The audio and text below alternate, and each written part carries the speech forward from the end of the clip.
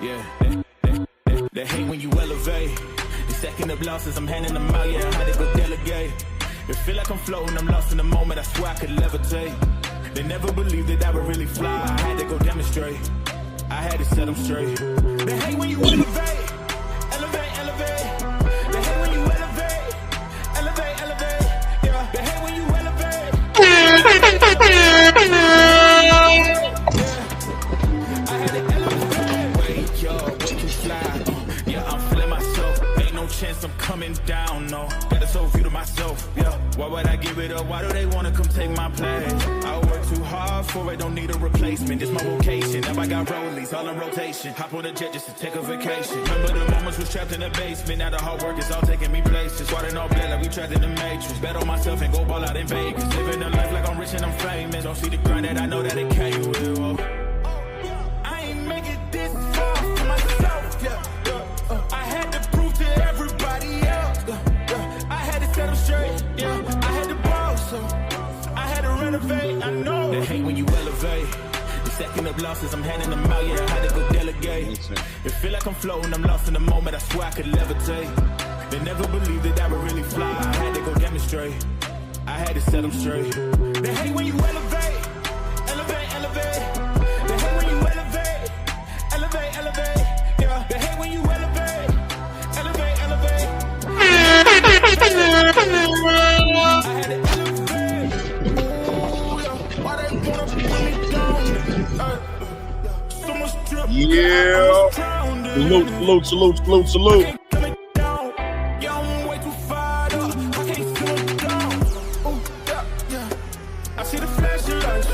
Make sure the fashion right, yeah. I'm in my bag tonight, yeah. Ooh, I might just pull up before it. Watch out, the engine is roaring. It's too loud, you can ignore it. Yeah. This that high life with a few. You get to have it all, no need to choose. First, let me demonstrate how you can rise to the top. Yeah, I had to elevate. Man, good morning. Grand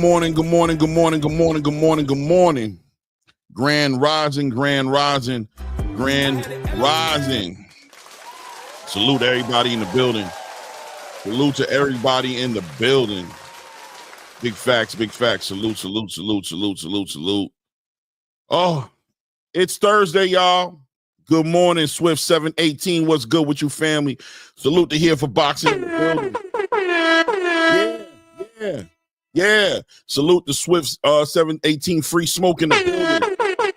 Yeah. Okay, flying frequency with the pause game. Yeah, no game. We go with that frequent, no doubt. You know what I mean? Des 22, salute. Yeah, man. Chris Brooks. Who else? Okay, Mr. Lightning, salute. Yeah, we got some stuff to talk about. We're going into another weekend of boxing, and we got a little controversy behind this fight coming up tomorrow night on Netflix, and the negativity and whether it's a good or a bad thing for boxing. Look, man, we're gonna talk about it, man. There's the pros, there's the cons, there's the in-betweens. And I think the thing that sticks out like a sore thumb in this fight is definitely the Mike Tyson Jake Paul fight, right? Like that's the thing that sticks out, is that actual fight, right? And whether or not it's worth it. Is it worth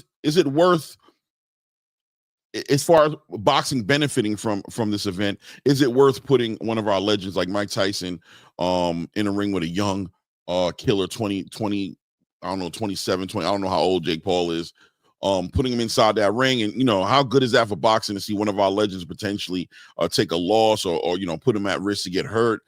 He's part of the legacy of boxing, right? Mike Tyson is a national treasure when it comes to boxing in America. And we're going to talk about that, right? We're going to talk about it. We're going to talk about Mike Tyson and his right to actually, make his decision, and, whether or not he's really prepared for this situation. Yesterday, they had a press conference, and Mike looked either focused, distracted, concerned. It all depends on how you read his facial expressions, right? How did Mike look yesterday? Some people say he looked dangerous. He looked like he had murder on his mind. Wasn't very forthcoming as far as communicating with the press. We had a little bit of an outburst, right? We had a little bit of an outburst yesterday as well, from another retired boxer in the space, throwing shots at Jake Paul. And how does Jake Paul look in this situation, and what kind of expectations are we putting on Jake Paul at this point, right? I mean, the man is committed to the sport for the past 4 to 5 years. He hasn't fought an actual contender in boxing yet. I mean, not in real life. And he's doing these things, and the boxing space is getting to the point where they're also starting to push back at the idea, like either barbecue or mildew, either fight for real or don't fight at all, right? But at the same time, can the two things coexist in the same space? That Jake Paul is doing something that the boxing space is not embracing and doesn't feel like is a good thing for boxing, but can he also be doing something on the latter half of what he's doing, as far as bringing the eyes to the sport, as far as bringing eyes to new boxers, as far as being part of this revolution of streaming platforms, putting boxing out there, such as Netflix, obviously, right? Netflix, one of the biggest streaming platforms in the space, and seem to be getting introduced and ushered into a new era of boxing where we'll see fights on Netflix network. Is it worth its weight in gold? Is it worth its weight in gold to see that happen, right? And then, of course, we're going to be pushing forward and also speaking about PBC continuing to show signs of concern. People are having concerns about what's going on with the PBC, and I think rightfully so. We can talk about that. Now, obviously, this conversation is going to go ahead and go full circle and it's going to involve Gervonta Tank Davis, because his event got pushed out, right? But we're going to try our best not to make it about Gervonta. Hopefully people don't steer it into Gervonta Davis and start to embrace what the bigger conversation has always been about. The bigger conversation when it comes to the PBC has always been about the sustainability of their company, of the business model structure that they always had for so many years, going into new business dealings and agreements with new networks. Is that model sustainable? Is it sustainable? Because what we're seeing is them drastically going down the amount of events that they're pushing out there.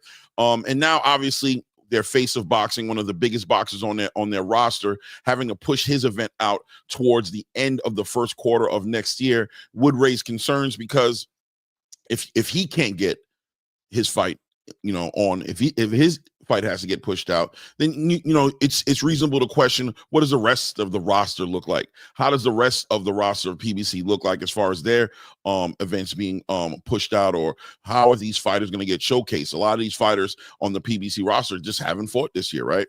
A lot of them people think they have decided to sit out, just decided to take a year off. A lot of them have gone to other platforms and perform. Like, you see Mario Barrios getting ready to be on this MVP card. So we're going to talk about all those things and everything in between, and we're going to talk about boxing most importantly. Shout out to everybody who's just stepping in the building as well right now, as far as Mind of Mansa Musa. Salute in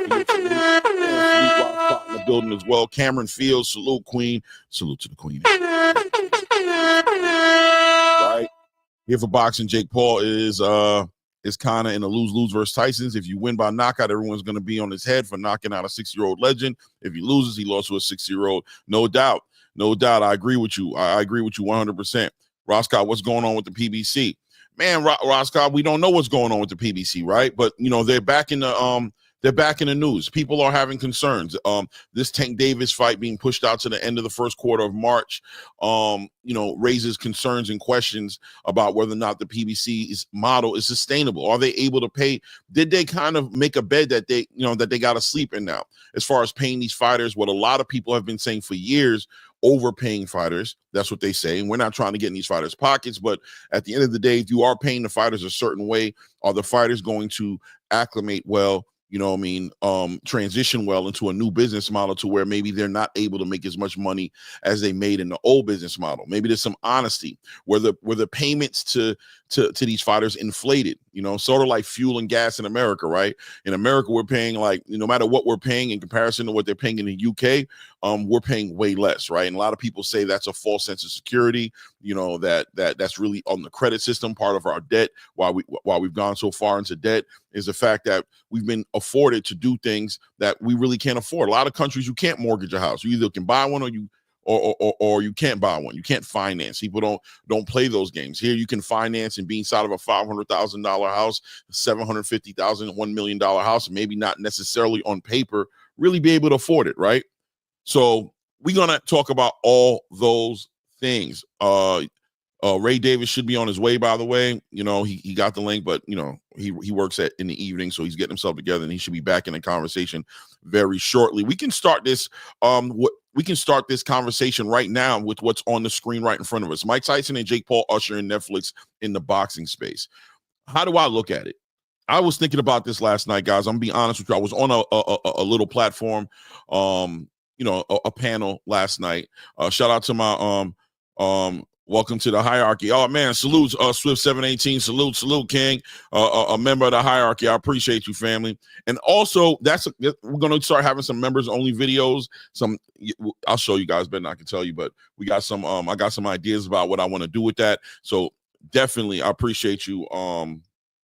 Appreciate you signing up and becoming a member of the channel, brother. Thank you. Right. So, salute to 718. But yeah, I was on a panel last night. Shout out to my brother, Well Connected. I was on a panel. He had a whole bunch of guys up there last night, from Gary Antoine Russell. I mean, he just had a whole bunch of guys on the panel, and I was talking to them about this Mike Tyson event. And I'll be honest with you, being on a panel with a lot of people who are in the boxing space, trainers, boxers alike, a lot of people are pushing back at this fight, and I think rightfully so, right? I do think that two things can coexist at the same time, can coexist in the same space, but I don't think there's no secret and there's no pushing back. Shout out to the co-host Ray Davis. What are you doing? Don't stop on my part. Please get back to what these boxers and pros say. Right. A lot of people are pushing back at this Jake Paul and Mike Tyson fight. They really feel disgusted by it. You know what I'm saying?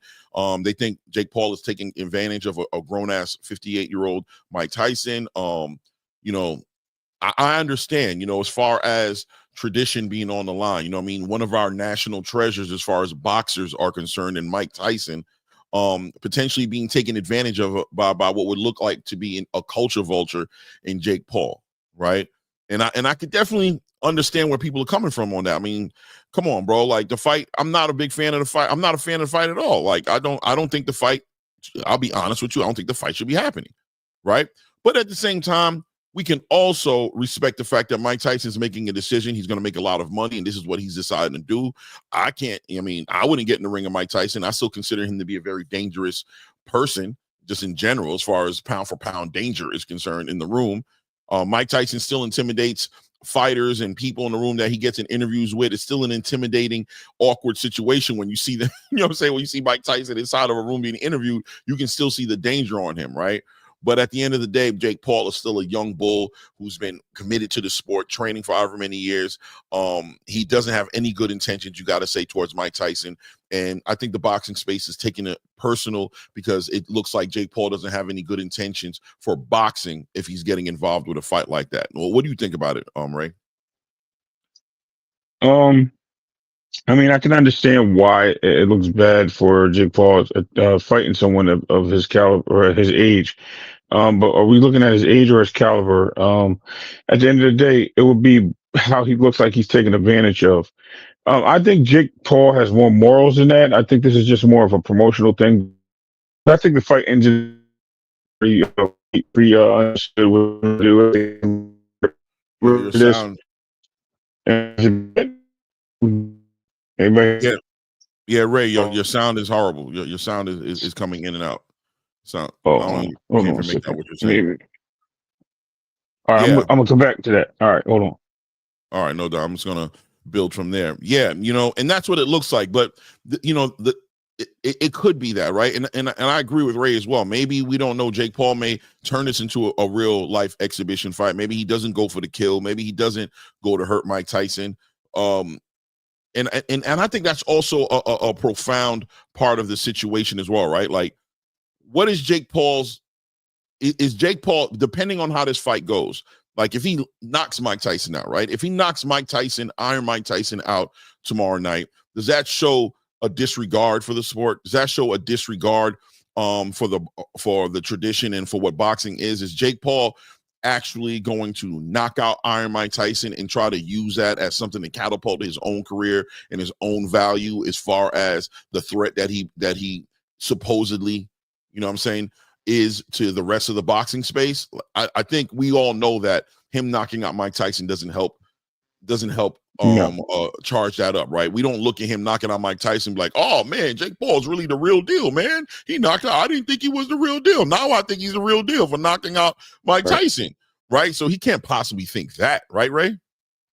Great. Yeah, Ray. No, go ahead. Say something real quick. I got you. I know what happened. Okay, yeah, because it's bad. Yeah, I would think that Jake Paul could not possibly think that, and he has to, in my opinion, be doing a little bit of auditing of his own integrity and what he really wants to be in the sport. He has to know that there's a lot on the line tomorrow night with Mike Tyson, right? Because on one sense of the thought process is, all right, you're facilitating a platform, you're ushering in a new era of boxing on Netflix. The boxing space needs more networks, more platforms that are willing to showcase and give exhibitions and fights for boxing, and somewhere for professional boxers to be able to fight, being that it does seem like we're transitioning into a new time right now in boxing, where when you look at what's going on with the PBC, where it seems like it's difficult for them to go ahead and get these fights put out there. So he's revolutionizing the game to a degree when it comes to that. He has an opportunity to, but him completely taking advantage of, and I don't want to make Mike Tyson feel like a geriatric dude or talk down to him or speak down to his abilities, or I don't even want to underestimate him, but we have to acknowledge the elephant in the room. The 58 years old is a real life thing going on right now.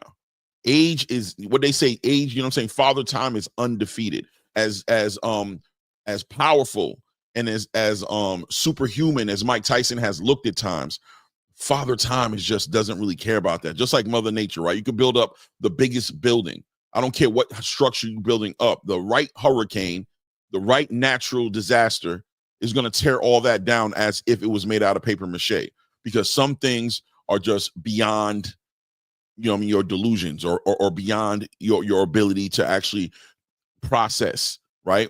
Some things are beyond that. So, shout out to Swift 718 showing love again in the chat, bro. Shout out for the super chat for Swift 718. Said, I hated the Paul brothers bringing the circus to boxing until I realized that they're bringing an exposure and interest to boxing that promoters pissed away. That's a very important part of this statement right here. And here Swift 718 goes, saying real prolific stuff here. This is a very important part. I'm going to repeat it. He says, till I realized that they were bringing an exposure and interest to boxing that, number one, I think you should have emphasized on this word, Swift 718, that promoters pissed away. They're feeding the boxers on the undercard publicity and money in the ways that promoters can't. And I think that's what is very important to understand, is that the mishandling of boxing, the mishandling of the sport that we love, has led us to the present moment that we're in today. Maybe I should ask the question, because maybe I'm overstating it. I'll allow the chat to engage and speak on it.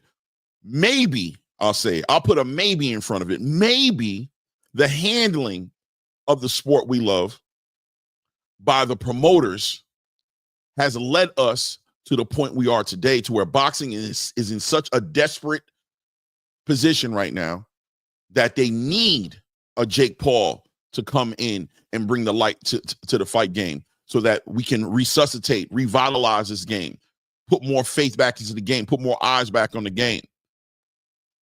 This moment right now that Jake Paul and Mike Tyson are in, this moment that we're in right now, watching Turki Alalshikh have to go ahead and invest into the space. Some might say sports wash the space. Would it have been this way if the promoters would have handled the sport in a better way? I think that's an interesting statement. Shout out to Swift 718 for that super chat, and shout out for the statement, man, because I think it's profound. Right? I think it's a profound statement. I think Ray Davis is back. Let me see. Ray, you back? Yeah, I was sounding. Yeah, you sound better.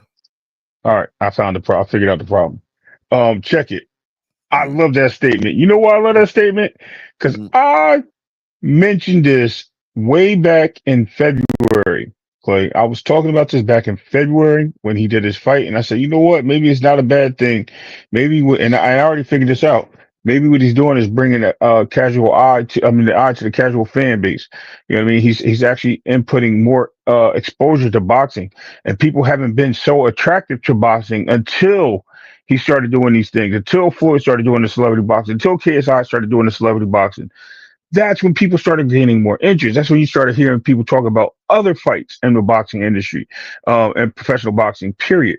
And once we seen that, we were like, wow. And not only was it just about him doing it and his brother doing it, he started bringing in real fighters, putting them on the cards, getting them paid, showing and paying homage to the sport. This is why, in my heart of hearts, why I feel that he's not going to take advantage of a 58-year-old Mike Tyson. I think he has too much respect for the game to do so.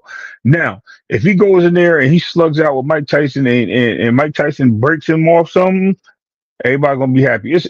If he goes in there and beats up Mike Tyson, everybody gonna be upset. Here's the point. I think Jake Paul is smart enough to know that this is a no-win situation for him. There's no point in him beating up a 60-year-old man, a 50-year-old man, because people are going to look at it like, yo, he ain't have a chance. And there ain't no point of him getting beat up by a 58-year-old man. They're going to laugh at him. So it's a no-win situation. It's a catch-22. Why would he go do something like that? I don't know. I do think it's promotional reasons. I think it's just more to bring people to the MVP platform and to expose his fighters that he has on the cards underneath the fight. That is a business strategy. If it worked, it works. If it's not, it's not. If we don't recall when his brother Logan fought Floyd Mayweather, it ended in a draw. I think everyone knew that was something fishy about that, but I think it happened that way due to the fact that it was for the sport, to bring eyes to the sport. It's already prearranged and pre-agreed upon how they're going to deal with this fight. But you can take it from there. That's just my assumption. yeah, man. I totally agree with you. I think there's going to be something that needs to be confirmed after. We'll have a better understanding. I think tomorrow night is going to bring some clarity, and it's going to check the boxes in a lot of areas in our mind where if you've ever wondered what Jake Paul's purpose is, because this is all aligned with what Jake Paul really wants to do in the sport, right? Like, what does he really want to do? Does he really want to be a professional boxer and a champion, and he wants to challenge himself to get to the top of the game and be in the same conversations as these champions across the board as far as sanctioned body champions are concerned? Has his mind changed at all, or is this more of him doing what you said, right? Is his real purpose to bring light not only to boxing, but obviously to his own personal MVP promotions and the stable of fighters, and attracting fighters to potentially sign to his company to where he can promote fighters? Is he trying to become a big promoter? Is he using his resources to do that? Is he trying to become a boxer? Because if it's reasonable to argue that if Jake Paul was trying to become a great boxer, that he would put himself inside of some rankings, right? He'd compete with top 15 fighters, or he'd be on that journey, but he seems to always pick to go back to fighting an MMA fighter or a fighter who's been active for 3+ years. Now, ultimately, with the ultimate act of defiance, bringing in a 58-year-old Mike Tyson into the ring to compete against. Can we look at him moving the way he's moving right now and say in all seriousness that we think Jake Paul's trying to be a champion level boxer? You know what I mean? I don't know if we can do that. So tomorrow night is going to tell the story, because if Jake Paul does go all out and knocks out Mike Tyson tomorrow night, or tries to knock out Mike Tyson, and I know some people in the chat are like, Jake Paul going to knock out Mike Tyson. Look, first of all, I think Jake Paul is very capable of knocking out Mike Tyson. We don't need to act like he's not. He has a real, he got a real deal, honest to God, right hand. He has knocked out people in front of us, whether they haven't been boxers or not. People can say whatever they want. Being a boxer doesn't make you not able to get knocked out. Like, you know what I mean? If you get punched clean by Jake Paul, you can get hurt. And ultimately, yes, be unconscious, be knocked unconscious by Jake Paul. So he can do that tomorrow night. He can try to do that. He can attempt to hurt Mike Tyson tomorrow night. And if we see that, we'll have to take that. We'll be speaking about it the next day. Like, what did we just watch here? Did that benefit boxing? Does Mike Tyson get knocked out by Jake Paul benefit boxing? Which is, I think, what the biggest part of the conversation is as well, right? How does boxing benefit from Mike Tyson getting knocked out by a YouTuber? I don't know if it does. You know what I mean? I can't see it doing that, and I can't see that helping Jake Paul's brand. And if he's putting his brand first, if he's putting his promotional company first, if he's actually doing that, then he will perform in a certain way tomorrow. He will be respectful. He will take that into consideration, and we'll see that in the performance, right? I want to acknowledge and address what Free Smoke is saying here. He said that exposure that we were talking about that Jake Paul brings to the game, he says that exposure does not translate to the real fighters. I want to go in depth and break that down a little bit, because I disagree with that to a degree, right? Because to say that Jake Paul showing Netflix the potential in boxing and selling to Netflix the idea of showcasing boxing on Netflix, depending on how successful this event is, how does that not translate and help real fighters? You want to speak on it, Ray? Absolutely. I'm glad you said that. Listen, first of all, let's look at the respect of the game. Let's put some respect on it if this is the case. It does translate to the fact, like you just said, it's bringing exposure to a network for the first time of hosting a fight, so that maybe other companies or promotional industries can showcase on this channel and get deals done on this channel. We already heard, shout out to Champside saying that ESPN may not re-up their contract with Top Rank. So where are they going to go from here? Netflix just opened up their doors. They were already negotiating business with the PBC.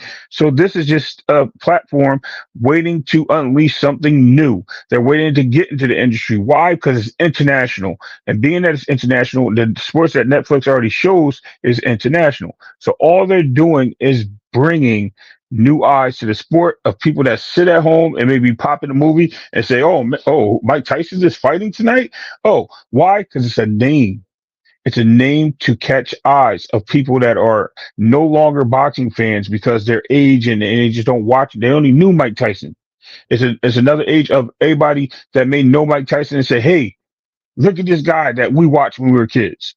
It's just younger viewers. It's another part of this guy is fighting that YouTuber. I can't stand this guy. He talks so much, and Mike Tyson better beat him up.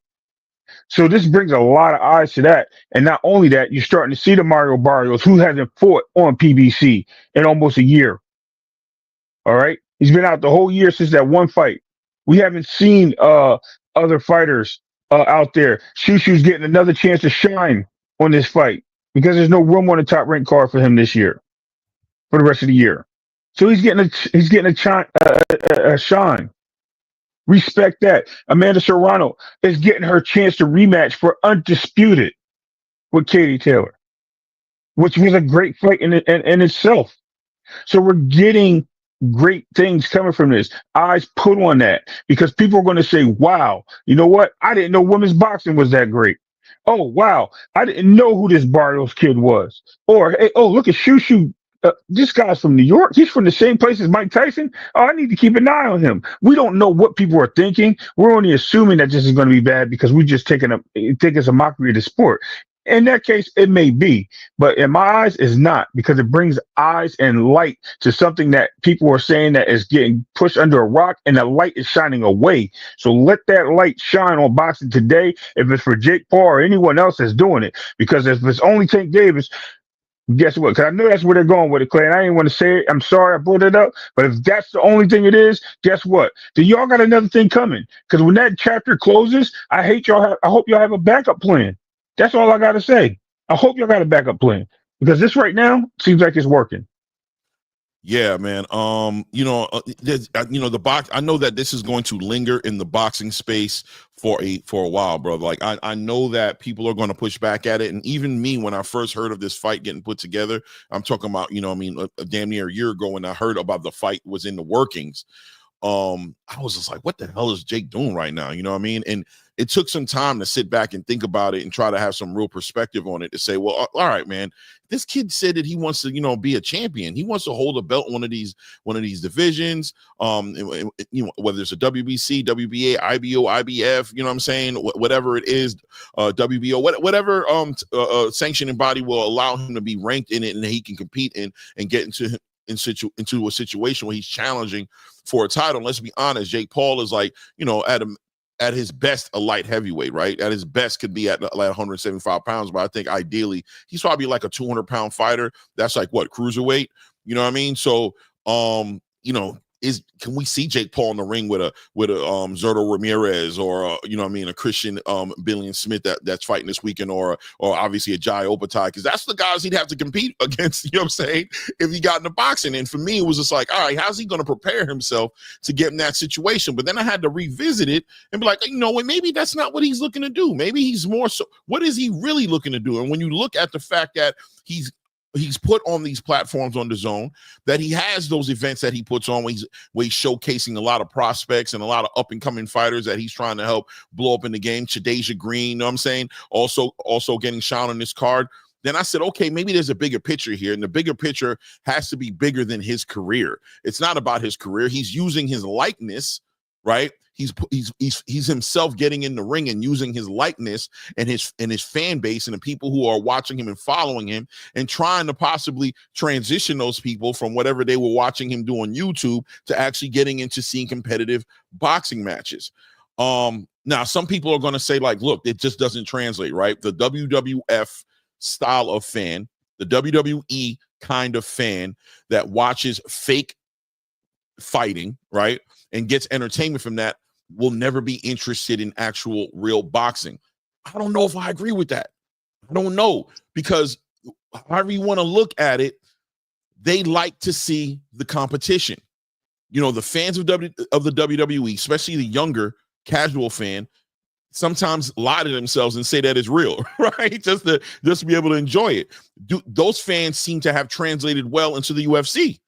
The UFC model and the WWE model seems to be running right next to each other, and those fans who watch WWE seem to be very interested in what's going on in that ring in the UFC, which no matter whatever anybody's personal opinions are as far as whether they like mixed martial arts or they don't like mixed martial arts, is real fighting. It's actual fighting. It's not made up like the WWE. They like it. And why wouldn't they translate over into boxing? What's wrong with them transferring over? Does their money not count? Does the money that they spend in the sport not count like the money that the hardcore boxing fans follow? You know what I mean? I think that's an argument where it's like, no, there is no argument there, right? And as far as them being interested in those, I saw Roscott put in there the Liam Paro, the Monster Inoue, the Vasily Lomachenko, that these fans who are fans of Jake Paul aren't fans of those fighters. Well, I agree. They might not now be that, but can they be in the future? And if they are going to be fans of those kind of fighters in the future, does it take events like this to help them usher their way into the space and put eyes on these fighters and get a love for the sport like we have a love for the sport, right? You got that, right. That's a real question. Shout out to Swift 718 with the $2 holler, keeping the color in the chat again. Said Mike even been KO'd by Danny Williams and McBride. Yeah, Mike has been KO'd before for sure. He's definitely been KO'd. You know what I mean? But I'm not gonna lie to you, Swift. I think there is definitely a difference between getting knocked out by those guys who are actual boxers and Jake Paul, right? So, you know what I'm saying? There's definitely a difference there. You know what I mean? But it is what it is, and it's going to be an argument. You know what I mean? Shout out to Here for Boxing. Put some more color in the chat. Send $2 today. Let's take care of the homies for sure. Here for Boxing. Yeah, man. Yeah, put $2 in the chat if you can. I mean, put a little color in the chat. Help the channel get to where we needed to get to so that we can get the hell up out of you know where we at, you know what I mean, be on here more full time. But yeah, I think it's an interesting conversation. So is Mike Tyson and Jake Paul bad for boxing? And I don't mean like Mike Tyson like being bad for boxing just himself. I'm saying the fight, right? I probably worded that wrong. I should have said Mike Tyson versus Jake Paul is what I should have put in there instead of end. But I don't know. You know what I mean? I don't know, man. I think in a way it can be good, clearly. You know what I mean? But I think it definitely can be bad. I think if Jake Paul exploits this, right, and shows his thirst for attention and takes this somewhere I don't think it should go, it could be bad for boxing. You know what I mean? It could be maybe not even bad for boxing, because if Netflix sticks around and keeps showcasing boxing on their network, that provides a space for the other fighters to come back and make money as well. I heard Mario Barrios is making in excess of like $3 million tomorrow night. Come on, bro. Payday. You know, that's Payday. a payday for Mario Barrios, right? How could he walk away from that opportunity, right? I'm hearing everybody on this card is making good money, to be honest with you. Even Shushu, you know what I'm saying? That they're making more money than they would have made if they fought on their home networks right now. And then we can also go into the idea that I've heard that Top Rank is look like they're about to be going in a separate direction, potentially from ESPN. That this can happen. That Top Rank may be looking for a new home. I mean, don't quote me. Don't go around telling everybody, oh, Claymore said they're leaving. But I'm hearing that there's some that they're about to be revisiting that agreement. Right. That could be a good thing. Maybe ESPN doubles down and puts even a bigger budget behind them, but at the same time, it can go the other way. So those fighters all need to find some way to perform. Let me just address Free Smoke real quick. You put some more color in the chat.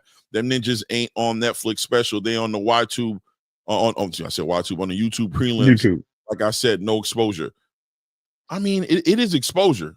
It is exposure. But what ninjas is in? You saying that who's not on there? Yeah. Who's not on there? He's trying to say that this undercard is all prelims. None of it's on the main card, which is probably only going to be what I'm thinking he's saying is going to be Katie Taylor versus Serrano and Jake Paul and Mike Tyson. That's it. That's what I believe he's saying, which I don't think that's the case, because if you actually look at the event shows all 6 fights, including the Mike Tyson fight. So I'm just saying, like, maybe so, maybe no. We don't know. Hindsight's 2020. We always say that. Guessing is just a part of the game that we don't of the unknown. So if we're going to sit here and speculate and throw things out there in the space, guess what? Space is a large place, a large vacuum area, bro. Anything can land anywhere. So we can always throw stuff out there. But the point is, we don't know. It didn't happen yet. So let's let it happen before we start talking about where fights are going to be, unless you're one of the promoters that signed for the fight and you know where your fighters are going to be. We don't know that. There's no facts and evidence to that right now. Unless you got something you can prove. Throw an article up, give us something. That's what I'm doing. I'm looking right now, trying to find something. Because I seen them all on the same card. All the bouts on the main card. Okay. I see what's going to be on the main card. Yeah, some of the. Let me see. And that we'll be able to watch regardless of playing type before Tyson and Paul hit the ring, and each other you'll be able to see the other fighters duke it out. Other bouts on the main card that will also stream. Niraj Goyat. I don't know who that is. Mario Barrios, Katie Taylor, or Amanda Serra, who will be viewing for the undisputed boom. Okay, so maybe some of the fights will be on YouTube. You know what I'm saying? Like maybe Shushu might be on there. Right. You know, but Mario Barrios is definitely on the main card. Katie Taylor, obviously, Amanda Serrano's on the main card. And also they have this Niraj Goyat, and I cannot even say this guy's name, but I think he's from Australia or something like that. I don't know, or no, from Brazil or something like that. He's going to be on the main card. All right, so there'll be prelims. There'll be some of the prelims, maybe on YouTube. I don't see it in Netflix. Hold on, some MVP channel, Netflix, YouTube, or Netflix. 6. I'll keep reading. But I'm gonna tune in at 7 p.m. Eastern tonight via Paul's MVP. I'll look deeper into it, but I didn't even know that. But look, bro, the Zone does the same damn thing when they do an event. They got huge prelims. And I'm not going to tell you that Shushu's been on a lot of prelim cards, so he's probably you know what I mean. This is not the first time he's been on a prelim. Most Top Rank cards, when he fights, he's usually on the prelims. He's usually the closing show on the prelims. Then they go into the main card. So what are we talking about? Like, I get it, but at the same time, I think we don't know everything until it happens. Let's let it build up first. Let's not kick the back of the whale in before the whale jumps out the water. You know what I mean? Let it happen first, bro. We're rushing for things to fail. Do you want it to fail? Do you want success? Or do you not want success in boxing? It's not about PBC. It's not about Top Rank. It's not about Turki Alalshikh. It's not about the Zone. It's not about Matchroom. It's not about none of that. This is about the sport being brought back. And if this is exposure to new people, is what we're saying, then let them get exposed with this type of fight. It is what it is.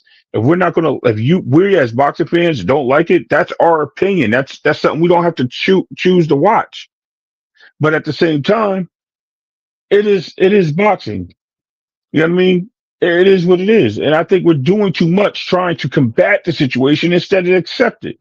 Yes, I'm not going to like it if he punches Mike Tyson as hard as hell and knock him out. I'm going to be like, yo, this dude's a savage.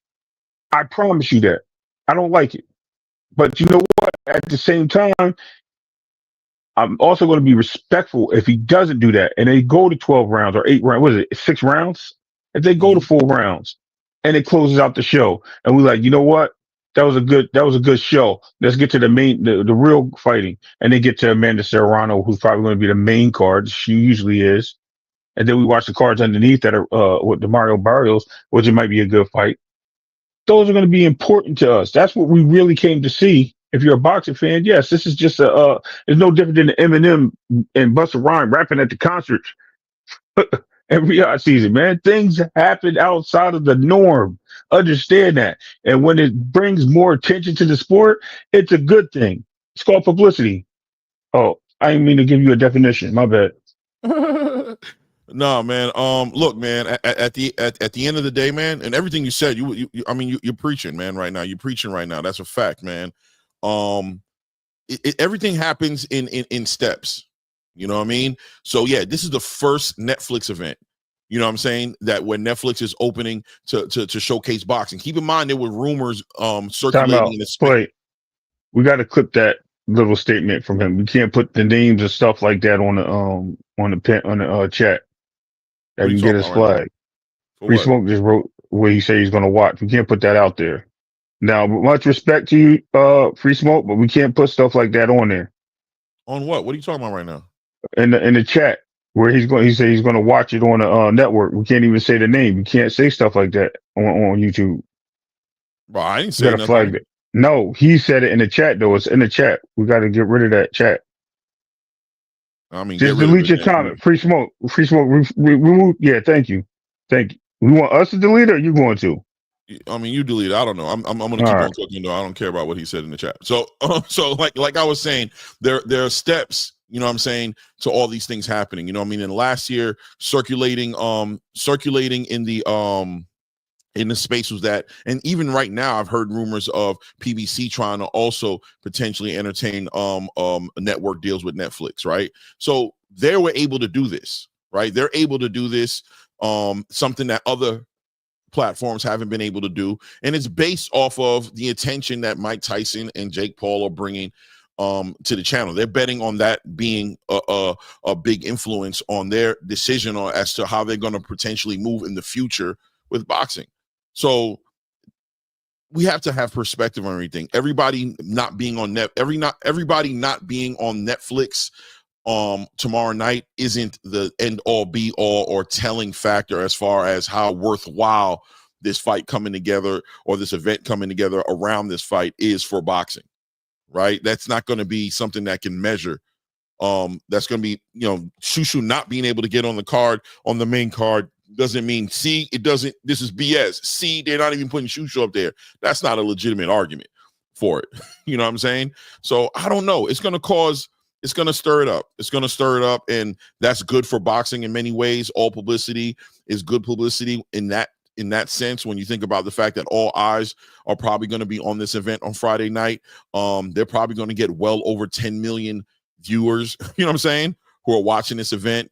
Netflix has done live events as far as like comedy and stuff like that. And I've heard a lot of big returns on stuff like that for Chris Rock and other comedians who have actually been live on there. They've done live events and they get a lot of people watching. And I think a lot of people are going to watch this fight tomorrow night. So it's going to be interesting to see. It's going to be interesting to see how it comes along. And I'm way more interested in the fights on the undercard and on YouTube, whatever those fights are. I'll be tuning into them. And look, I tune into those fights as well when DAZN does it. When DAZN has an event, I tune in. You know what I'm saying? To their YouTube prelims. If you like boxing, you'll be watching boxing tomorrow.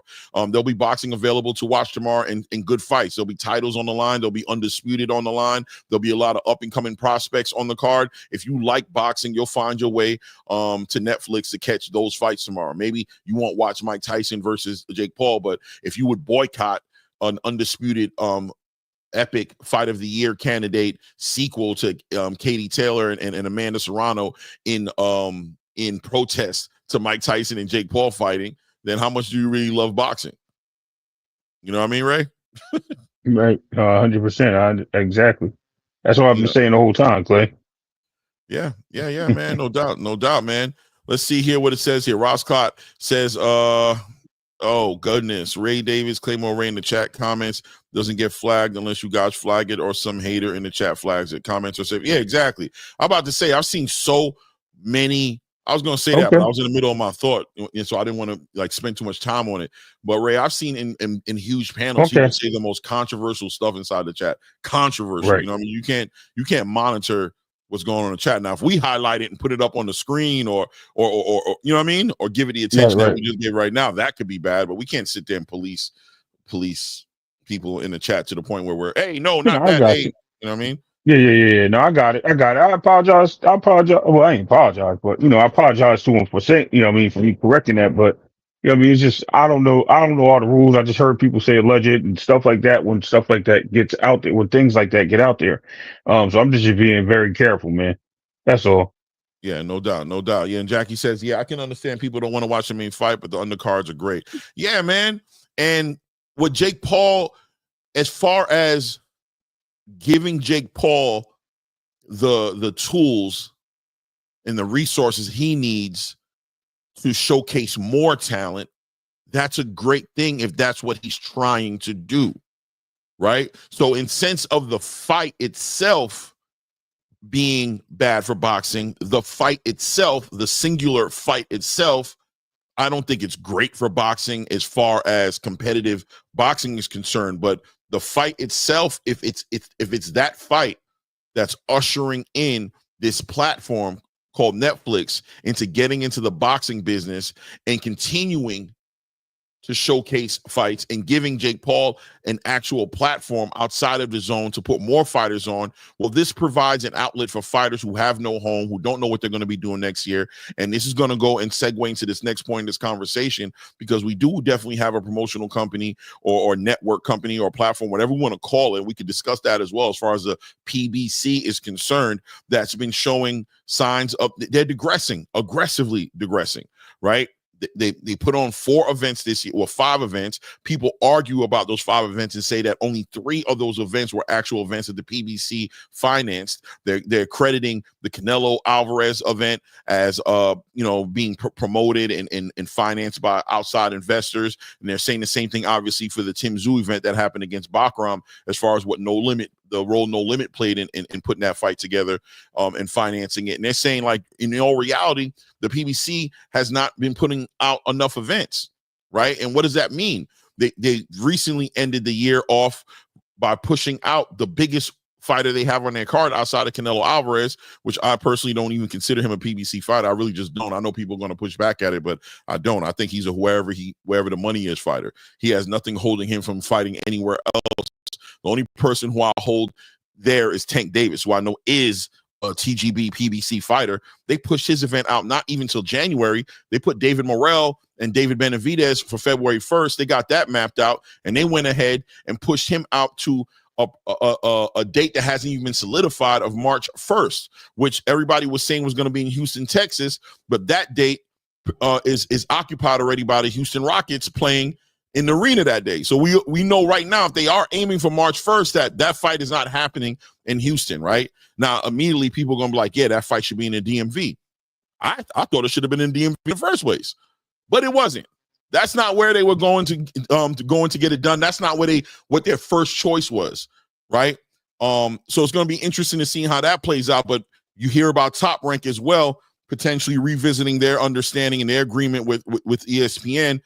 Fighters are going to be looking for homes. Fighters need to fight in order to get paid. It's like truck driving. If the wheels ain't turning, nobody's earning, right? So if Right. if they're not fighting, they're not making money. So they're going to need new homes. So this Netflix showcase tomorrow, I think is going to be a really important event for boxing. A very big, huge climax, or I'm gonna say climax, a pinnacle time. You know what I'm saying? A pivotal turn in boxing, potentially, depending on how successful the event goes. What do you think? Absolutely, absolutely. Because I see right now this the success of Pro Box. We can see start channels actually going to YouTube, which is good because it's also a streaming service. And you start seeing pay-per-views on there because they do have their own pay-per-view service as of now, where you can actually even pay for no commercials, you can pay for no ads, you can pay for their TV service. So we can see that going forward. We can also see that if Netflix does get into boxing, that also keeps boxing and hopes alive in the sport. It doesn't have to be PBC. It doesn't have to be top ranked. MVP is just a great company to start off with. Something small market. They have their prospects, which I think their prospect show is probably one of the best I've ever seen. You get to learn a lot of new fighters, and you always get great fights in that prospect showcase. So it brings a lot of um points to fruition when you start seeing things like this. So other platforms means more ways of spreading. Again, shout out to the other brother that said this yesterday about if we could bring boxing as a whole. Right, we bring boxing as a whole, and all these guys, all these promoter companies create their own boxing app. Maybe a UAA. I'm sorry, I didn't mean to say that because that's actually a real thing. But a UAB or something, you know what I mean? United Athletic Boxing Association, you know what I mean, conference or app where boxing across the nation, across the world can all be put there. You just like you have a boxing Showtimes app, and that boxing Showtimes app shows you which fights are going to be on. It gives you a whole list up to the end of the year or 6 weeks out. Maybe they can do that for an app where all the sanctioning bodies, all the promotional companies, all of them get together. They all chip in on this app and they're able to put on fights. That'd be good for us. You know what I mean? We get to select what we want to see, when we want to see it, how we want to see it. That could be another way they can go. But this is only a start because the streaming services are real and people want boxing. And like I said, this window is closing, man. We don't want this window to close and a great sport that we know that's been around for hundreds of years to just shut his doors like that. You know what I mean? Because nobody wants to put him on a network because they don't believe that it sells. I mean, these stadiums are filled out when these boxers are there. We know it sells, but they don't see the return in it. Why? Because they're not getting the fighters to fight, as we just spoke upon yesterday, 3 to 4 times a year anymore. So we don't have that. These guys don't see the value in it. And I'm talking about the stars, not just, not Abdullah Mason, who's a rising and up and coming star, but we want to see this, this show rock. And I think this is a great stage for Netflix to get into because it opens doors and avenues to other parts of the sport. Yeah, man. I want to read what AJ Moore said here. AJ say, how much do we really love boxing? As y'all say, the main event is okay because look at Barrios, Check, and Shushu fighting on the prelim still. Clay and Ray, how much do y'all love boxing? I love boxing, bro. You know what I'm saying? I can say that for sure. Man, bro, I'm not saying that the fight is okay as far as I don't know how to separate it. Say like I don't care for this fight. You can't take those words and turn them in any other way. I don't like this fight, right? But what the fight is bringing, which is Netflix's attention to boxing, man, bro. You gotta look at it as a marathon and not as a race. If we are watching next year, if we're watching Tank Davis versus Shakur Stevenson on Netflix, right? With the PBC promoting it, whatever, however you want to look at it, does that fight happen without this event tomorrow night? Does the biggest fights that could be made on this platform in the coming years happen without this event tomorrow night?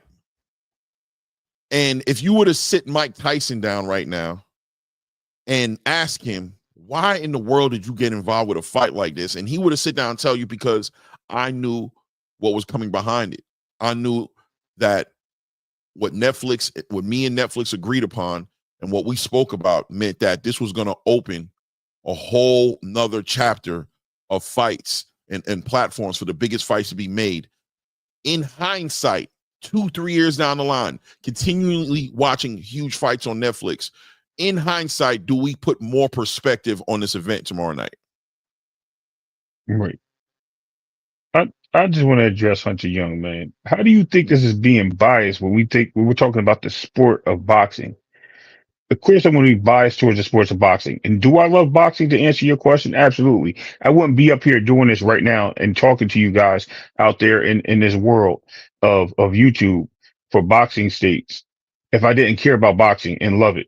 So let's not ask questions that are rhetorical. Like, this is crazy. Let's just be real. Yo, listen, you don't like the fight. You can't push something on me that you don't like, just like I can't push it on you. I'm not telling you to like it. I never said that. I said why it is good for boxing. That is just a statement. Again, this is just a statement. Why it's good for boxing. Why I see it. This doesn't say, hey, it's excellent. Hey, I'm proving that it is. I didn't prove anything yet. I'm giving a reason why. This is my opinion. So I don't understand what's the pushback so much for. Like, I get it. Y'all want to discredit us and say we're biased or say we're this or say, bro, this is the wrong way of doing it. How about you give us a try, sit back in the seats, grab some popcorn, enjoy the show, then comment and criticize. We didn't do anything to get that type of that energy, but cool. You entitled to that. You know what I mean? That's what we're here for. We're entitled to entertain you any way you want, whether you like us or not. You're still here, and we appreciate you being here at the end of the day. And just like we appreciate them doing this fight on Netflix to bring exposure to the sport. That's it. At the end of the day, bro, I don't really understand why y'all keep giving us pushback, but it's cool. Well, I'll answer what I can, and what I can't, I'll leave alone. At the end of the day, I don't even want to touch the conversation of what I think and what is this, what is that, because you're pushing us down a road that I don't want to be on those tracks, bro. I just want to talk about what's going on in boxing state, and that's it. That's all we're doing. But you know what? If everything goes wrong and y'all sit here and y'all be like, well, they did say this, and this is like 5 years from now, those guys on YouTube, they did say this, man, I should have listened. I'm like, damn, hindsight's 2020. We done told you that. But you know what? Hey, it is what it is, bro. Like I said, I'm not here to convince you of anything. I'm just here to talk about it. Yeah, I'm not too sure of the statement that you were responding to, but I mean, I know, listen, man, this is a controversial topic, man, because it's that's why it's here on the screen. That's why we're talking about it, because we know that there's a lot of different thoughts as to this. I know a lot of thoughts are going behind this whole entire fight between Jake and Mike, man. There's a whole lot of different ideas, and you have a side of the argument that is looking at the benefits of this years down the line, and then you have another side of it that is just looking at it as, man, but this fight is making a mockery of the sport. To sit there and put somebody like Jake Paul, who's in his 20s, against a 58-year-old Mike Tyson in an actual fight where Mike Tyson can get hurt, how does this benefit the sport? You know what I mean? But the conversation is real, because there is one part of the both people on both sides of the conversations have legitimate reasoning behind their points. The fight itself doesn't make sense as far as them fighting each other. It just doesn't make sense on face value. Just looking at it, it makes no sense. Like, what the hell are we looking at here? But the potential rewards, right? The fruits of that labor that Mike may be doing. Mike may be actually putting himself in the history books of not only all the great things he accomplished in his career and, his shortcomings as well that go along with it, but also ushering in this huge deal with Netflix right now. And who knows what great fights can be made on this platform. Now, I saw AJ Moore say something along the line like, oh, now Tank and Shakur need Netflix. No, that's not what it's about, man. It's not about what they need. What I'm saying to you is, if they did fight on Netflix next year, does that happen without this event? This event is an important event because it's opening the door. This is the event that Netflix is choosing to invest into to gauge their interest on opening up the platform to way more boxing. You can't deny it. You can't go backwards and say that didn't need to happen. And you guys have to, the maturity and the ability to use your critical thinking skills has to be able to wrap your mind around that people have done things back in the day in the name of progress that during that time as it was happening was being scrutinized, that nobody understood why it was being doing, didn't think it should have been doing that, but reaping the benefits of that sacrifice that was made years down the line, and looking backwards and having to acknowledge that that was important, that was pivotal. That moment right there made the difference. It's why I'm in the position to do what I'm doing right now, is because of what that sacrifice that was made there. You can't have both. You can't have your cake and eat it. This happens to be the event that they're choosing to get involved with. And the reason I said it wouldn't happen also is because we have to think of the fact that the rumors were that PBC was also trying to get this deal with Netflix, and they were unable to be successful in doing it. Right? So Netflix had an opportunity to take a more traditional approach to getting involved with boxing with a quote unquote tried true promotional company, and they passed on it. Okay? But they accepted Jake Paul's presentation, the Jake Paul, Mike Tyson presentation. They accepted that and said, you know what, that's something we can get behind. Let's see what that event does. And depending on how that event moves, we'll make our decisions on how we move forward with boxing, as far as not Jake Paul fighting on Netflix, but fighters in general fighting on Netflix. Shout out to Boxing Hacker with putting some color in the chat right here. It says, what people don't realize is Mike Tyson has an old school mindset. If you like a guy, you help him make money. And that's what Paul is doing for Mike. Jake Paul is doing great. Jake Paul is doing great for boxing. Truth is truth. Yeah, that's part of it too as well, right? Jake Paul may be helping Mike Tyson. I don't know if I agree with that all the way. I'm not gonna lie to you, because I don't think Tyson needs Jake Paul to make money. And I don't think Jake Paul is doing Mike Tyson a favor. If anything, I think the favor is clearly being made by Mike Tyson, and not for Jake Paul to get money. But I think that if this fight is what's going to be the biggest ingredient to catapulting Jake Paul to have a bigger platform, to get a bigger deal with Netflix to showcase his fighters on Most Valuable Promotion. I think if he has a contract with Netflix, that makes it easier for Jake Paul to sign free agent fighters. I'm telling you guys, Jalil Hackett, I saw him in an interview, and he said he was entertaining signing to MVP. When he made that decision to go over to Matchroom, he said it was up in the air between MVP and Matchroom. He said, you guys are sleeping. MVP's doing great things over there. But he didn't go with MVP, right? He went with Matchroom. Why? Maybe if Jake Paul had a network contract with Netflix, that's where Jalil would have went. So we're talking about the right move. Jake Paul is 1 or 2 steps away from being able to facilitate and manage big fights in boxing. This deal is bigger than Mike Tyson and Jake Paul fighting each other. And some people are going to be able to wrap their mind around it, and a lot of people just aren't going to be able to do it. And I'm willing to accept that. I understand how that goes. You know what I mean? I definitely understand how that goes. What's going on here? Salute Claymore. He good for Bob. Thank you, YG Knight. Thank you. I appreciate that, bro. Thank you, man. Yeah, I see people are going through it in the chat. I know that's part of the game. It's controversial. I thought about it when I made the thumbnail last night. I said, man, today is going to be an interesting day, because I know a lot of people. I know we have a lot of hardcore boxing fans in this space, and I know some people's stomach are just going to turn as we're talking about this topic and entertain the pros and the cons. And I know, look, shout out to all the boxing fans in the space. This is how we are supposed to be about the sport, though. We're supposed to be very protective of the sport. We're not supposed to just lay down. You guys aren't just supposed to accept everything. Everything is supposed to get questioned. This has to get looked at with that eye spot eye with the magnifying glass on it. It's got to make sense. This is just showing how much love for the sport we truly have to even be arguing and bickering back and forth about if this fight serves any positive purpose or negative purpose as far as what boxing looks like in the future. This is what it's supposed to be. So I don't expect people to accept this. It took me a while myself. I'm still in the air at some points with it. Like I said, tomorrow night is going to make a big difference for me, because if Jake Paul does go all the way out and try to knock Mike Tyson out, I'm gonna have a different conversation about it the next day. When I do, you know what I mean? It's gonna be a different conversation. I'm gonna feel some kind of way about that. I'm not gonna lie to you. If Jake Paul goes all out, knocks out a 58-year-old Mike Tyson and tries to stand up on the turnbuckles in the corner and raise his arms and scream for the crowd to celebrate him, I'm gonna feel some kind of way about that shit. You know what I'm saying? I agree. I'm with I that. am. I definitely will, because I don't think that's the kid that should be happening. Shout out to Blue Blood. I see you in the chat, my big brother. Shout out for Blue's that. in here. Throwing it. Salute, Yeah, I Blue. see him.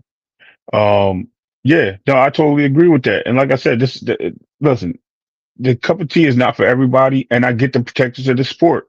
I get that. I get that, Clay, and that's what I was getting at. Like, we have to give things a trial. Salute the Blue, and just by saying that, even with BLK Prime, we had a lot of issues with people not supporting BLK Prime because I a don't lot of see people Blue in felt here. he was up there. Yeah, I seen him up there early. So salute Yeah. my brothers, and yeah, but a lot of people were pushing back on that because they was like, yo, they're just trying to take over, they're trying to weasel their way in, all because of Bud was involved in the fight. If it was anybody else probably on that card that was likable, like a Earl Spence or somebody else, they may have liked it. But you know what I mean? It is what it is, man. We have to just be able, because I bought the fight on BLK Prime. I ain't gonna lie to you. And I didn't get charged 3 times. So apparently that's what a lot of people say that happened to them. I don't know. I'm not one of those victims, so I can't speak for that. But I would say this: give this a try. You know what I mean? It's like anything else. It's not going to kill you. If you don't want to watch it, bro, there's a million things on the television. There's probably a fight on Top Rank or something. You know what I mean? You don't have to watch it, bro. Like, no one's putting that out there. All we say is it should be a good event, man. It should be a good event. We'll see what happens. Let me holler at Mr. Big Play real quick here, showing love Yes, again for keeping that sir. color in the chat today. Shout out to everybody putting color in the chat today, man. It does make a difference, man. We do want to see this platform move to the next level. We have plenty of ideas and things that we're trying to do. We're trying to get better in so many ways, but the color helps. You know what I'm saying? It helps us invest back into the channel and make the channel what it ultimately is going to end up being. So, man, I can't let you guys know how much we appreciate it. It makes the biggest difference. Every dollar, every $2, every $5, all the way up to 50, 100, all the big spenders, every one of them go into the same pot and help this channel invest into this channel. Mr. Big Play Bray says, I think Jake Paul and Mike Tyson playing chess. What if Mike got a percentage of MVP? Whoa. Out of this, they just opening the door from them to get the deal. Man, we got it, man. Mr. Big Play, bro. So many. Yeah. Again, we just don't know, right? And we gotta. I wanna show some love to Mr. You know what I mean? That right there just deserves. That's thinking outside the box right there. That is thinking outside the box right there. And I want y'all to understand that we don't know. At the end of the day, is that what it is? I'm not trying to go ahead and speculate to the point to say that that's what it is. So I don't want it to go across the internet that Claymore Rain and Ray Davis over there talking about Mike Tyson's in partnership with Jake Paul now. Oh, how do you know that? Show us the proof. You're just making stuff up. You know what I'm saying? But what we're trying to say is what lies underneath this event is there's no ceiling on what can happen after this event. And we're not dealing with two people in Jake Paul and Mike Tyson, in my personal opinion, who are so thirsty for money, especially Mike Tyson, who has turned down so many opportunities to make money in the boxing space. He's done it. He talked about it. He trained Francis Ngannou. This is a guy who trained Francis Ngannou to get ready, and was a lot of other boxers were trying to get him trained. He said, I can't train nobody. I don't got the patience to do it. But when he believes in something, he has no problem standing up and getting behind it. So Mike believes in this event. He believes in it. It's not about the money for him. And he's already talked about in interviews. It's not about the money. So what is it about? So what Mr. Big Play Bray just said right here holds weight. Because if that's the case, then wow. Chess, not checkers. You know what I mean? We never know. Shout out to Mr. Big Play Bray, man. Once again, shout out to Mr. Big Play Bray for that statement right there. And shout out to Buzz Boxing, my favorite hero, bro. I like this guy. As he going with that, Clay. He gonna put it out there. We heard it here first. Oh, that's what I'm saying. You know what I'm saying? All right. It is what it is. You know what's funny, Clay? I heard it here first too. Shout out to Mr. Big Play Bray for breaking out. I'm so happy he chose this platform right here to drop that breaking news, brother. Shout out to Mr. Big Play Bray, man. You could have said it anywhere, but you said it here, man. Right here, right. Yeah, you know what I'm saying? We appreciate you, bro. This is the place to do it. If you're gonna make a statement like that, do that right here on the ATP Combat Media Show for sure. And I respect everybody's opinion on this, man. I really do. I'm not trying to push back at anybody. I really am not. At the end of the day, man, I'm Salute just to trying to AK really. Crowder in the building. Salute to AK Yes, yes, yes. I'm just really. We're just really trying to just keep boxing in the spotlight. That's it. This is the event that's going on and tomorrow, and we're just trying to keep it in the spotlight. We're also going to talk about the other event that's coming up this weekend. So it's not, it's not just one event that we're talking about, y'all. We just put it out there and Oh keeping it yeah. that way. That's all. But look, the reason we're talking about it, and I'm gonna be real with you, it's because of this. It's because of this. It's the conversation that needs to happen. We, as the boxing fans, hold a lot more weight in the boxing space than we give ourselves credit for. You know what I mean? Yep. What we think should make a difference, but it only is going to make a difference if we have conversations like this and we're making the smartest decisions. You know what I'm saying? We're using our critical thinking skills. Our emotions are going to get involved, but at some point the emotions should calm down and everybody start putting on their thinking caps and start to think about, well, how does this benefit the sport? And how does it hurt the sport? We can talk about it all. And now, if you're sitting there under the idea that this can't benefit the sport in any kind of way, then you're being a stubborn, you know what I'm saying? You're being a mule. You have a mule thought process. You just aren't trying to budge. There's definitely positive things that can come out on the other side of this conversation. But, you know, we're going to sit here on the ATB Combat Media Show and we're going to talk about it. Now, I want to segue and continue to segue into the PBC. I mean, Ray, what do you see with the PBC right now? Like, just right now, just sitting here watching what's going on right now. We're in the last quarter of the year. The year's just about to be done. We have about a month and a half, and we're going to be entering the first quarter of 2025. The year's about done, bro. What are you seeing? What can you assess from the outside looking in right now on PBC's relationship with Amazon? Is it successful? Is it moving the right way? Was this expected to happen this way? What do you think? Well, obviously I can't expect it to happen. I was expecting the 12 to 14 fights that they said. It seemed to make everyone excited. I knew something was not going to be right once they announced this in January. And then we got to March for the first fight. I was like, we're not getting a fight to the end of the fourth quarter.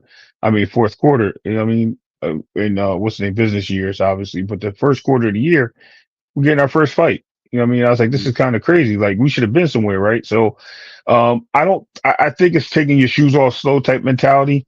Um, I don't want to say anything negative because it just got pumped into reality for us this year with the Amazon Prime situation. We'll see how things go forward. As far as them pulling off some of these fights and not having these fights broadcasted, is due to either planning, maybe, and you know, all praise go out to Al. Hope everything's okay. Maybe him and his situation, and trying to figure out what they're going to do from that point with the planning and things of that nature. We just don't know. We're not in those rooms. We don't have access to that information. We're not privy. But when it comes down to how I think the PBC did, I think they get graded, in my opinion, a B minus. I think they did give us the stars that everyone wants to see, but I just think that when we got the fights, they were just the same stars. The undercards were okay. There were some fights there where they had great undercards, but for the most part, they were okay. But a lot of their fighters fought on other platforms to get paydays. They could have facilitated those fights alone to make another card, to pull the free card down with Caleb Plant, to put them on another card to kind of sustain some cash and revenue back into the business, was another disappointment in me, because that would have been what, 6 fights this year at least, and then Tank would have been 7, Earl would have been 8 if they all kept on schedule.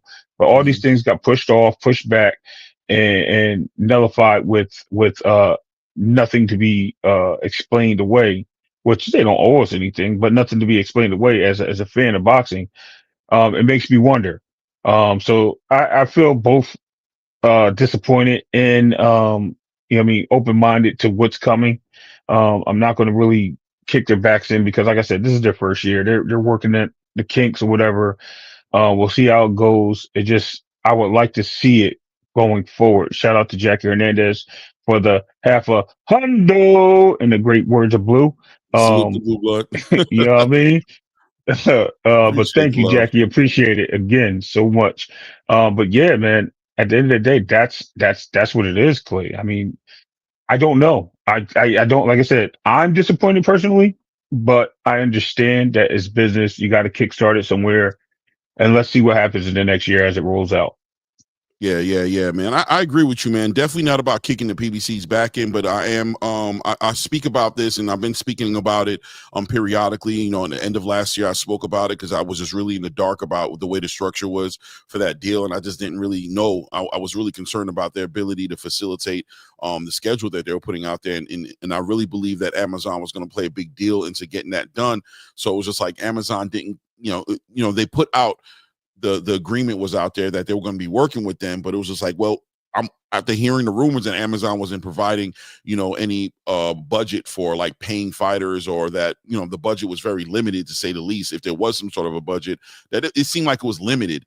And people emphasize a lot on the weight of how big Amazon was, and Jeff Bezos being the richest or the second richest guy on the planet, and he can facilitate anything. He has all the money in the world. But I always said that boxing is just a niche thing under the Amazon banner, right? Now, are they going to dedicate a large percentage of their resources that they use to keep up their Amazon Prime situation, as far as all the channels they facilitate, as far as all the events they facilitate, football, movies, obviously items being sold? I heard they're getting involved with, they bought some percentage of Whole Foods and, food delivery services, and, who knows what Amazon is involved with in total. Are they going to pull away resources from all these things that they're invested in to assure PBC that they're going to push boxing to the highest level and make it the biggest priority on their platform? I just didn't think that made any sense, right? Where, and obviously the comparison was always there for as far as what Turkey brought to the game, right? That Turkey was bringing the budget of a country, right? That the country was willing to get behind this sport, and they had a big plan as far as what people are calling sports washing, whatever have you. But I think it's a little lighter than that. When you say sport washing, it sounds like some conspiracy, you know what I'm saying? Crazy thing. I don't think it's crazy for a country who wants to bring tourism to their country to invest in bringing sports like boxing there, and what they're willing to do, get behind it. Of course, that's what they're trying to do.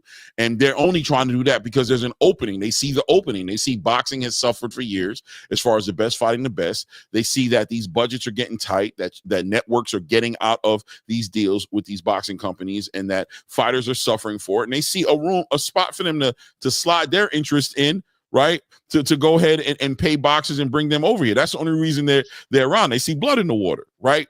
But I digress and just reverse back to, as far as the PBC Amazon deal was concerned, that I always had concerns about that. And when they said they were going to have 10 to 14 events that year, I already had questions about it, because the first event wasn't kicking off until the end of the first quarter in March. I'm like, all right, well, how many months are left in? It's 12 months in a year, 3 months per quarter. So what? But they got about 9 months left in the year. They're going to put on 10 to 14 events in 9 months. Okay, I guess that's doable, as long as they're doing the free ones and the pay-per-view ones. And we saw how difficult it was for them to roll out the free events. And the one free event that they did roll out, which was the Tim Tszyu event, was lackluster. It was a great event. As far as the fights on the card were awesome, but the production on the event was kind of shabby. Then you started hearing the rumors that No Limit paid for the whole event, and that the PBC wasn't involved in the financial support of that event being where it was at. And I was like, all right, well, this is kind of weird. And now we're getting to the last event of the year with Tank Davis, who was supposed to fight against Lamont Roach, who, first of all, the boxing space pushed back at the idea of the fight. I thought it showed that there were a lot of difficulties that to me, from the outside looking in, it looked like there was a lot of difficulties for these offers to actually be put out towards the Shakur Stevenses, to the De Los Santoses, to the Rayo Venezuelas, for the fights that clearly Tank's team shopped for, knocked on these guys' doors. I'm talking about people who actually received phone calls from Tank Davis's team that there was interest in the fights being made, but no offers were actually followed up after those phone calls. So I thought that was weird. When they finally, put their finger on Lamont Roach and said that was going to be the fight, they gave us a date, December 14th. They gave us a venue at the Toyota Super Center, and then ultimately that fell apart in front of our eyes, and this fight is actually getting pushed out to the end of the first quarter of next year. So yeah, concerns are there. Legitimately, if you're watching this sport as closely as I'm watching this sport, you're seeing these things move around, and you're questioning, You got to have questions. If you're choosing not to question, it's because you're choosing not to. That's what you're choosing to do, and you're well within your right to sit there and just blindly follow and just think it's all going to work out. You know what I mean? I got people in my family who are like that, right? Who just blindly see problems happening and don't address the problems and just put it on God to fix it, right? They say, look, God's going to work it out. He always does. I'm not going to worry about it. He just always figures it out. You can choose to look at it that way. That's okay. You know what I mean? But me personally, yeah, I do look at this with a magnifying glass. I'm going into 2025 wondering what the PBC is going to be, how they're going to show up next year. You got to say from the bottom looking up, there's no way to go but up from here, right? Because if it gets any worse than 4 to 5 events in 1 year, I think we can officially say this company is not going to be here much longer. So if it gets worse next year than this year, which was a horrible year, what are we looking at for the PBC? You know what I'm saying? What do you think, Ray? Am I tripping? Am I tripping? I know I said a lot, but am I tripping? No, you're not. I mean, that's the point of measuring business. I mean, at the end of the day, this is still a business, and as long as we see the growth in the business, then we know things are going the right way.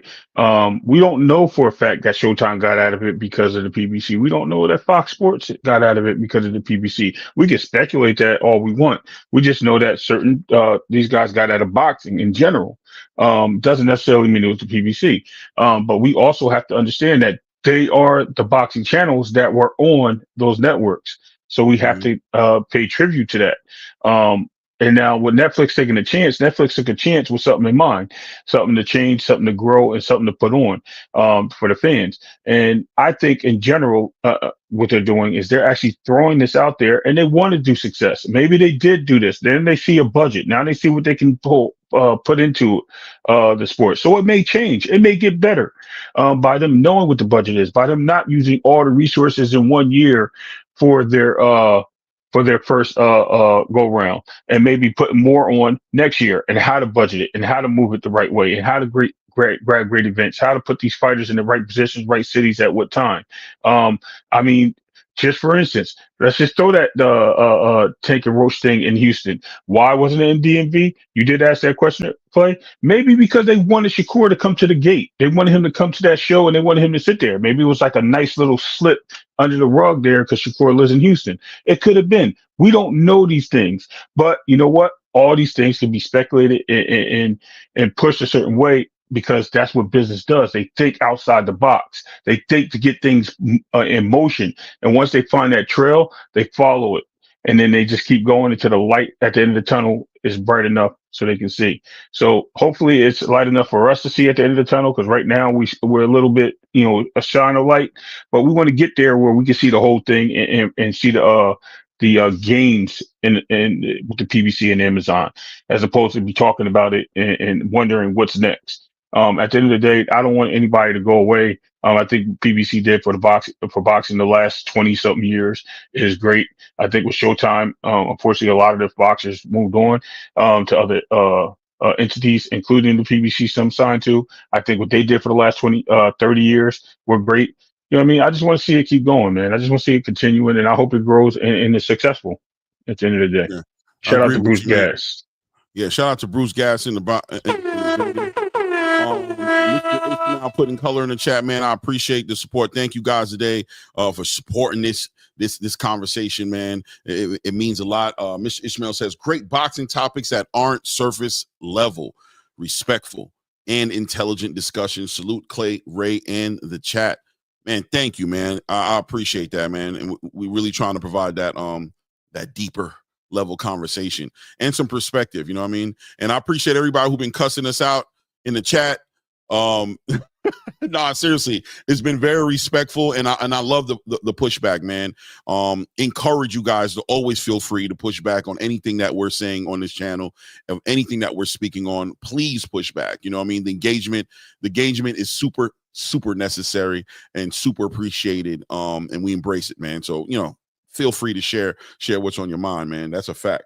And segueing into Turki Alalshikh, bringing back legacy to boxing, going into 2025, based on what he did this year. And obviously, I'm gonna tell you guys the New Year's show is going to be epic. I'm planning it. I'm putting it together. I still got a lot of stuff to run with Ray Davis and how we're going to approach a lot of this. So many things that we're going to be talking about. I'm hoping we can contain it inside of 4 hours because the year has been action packed.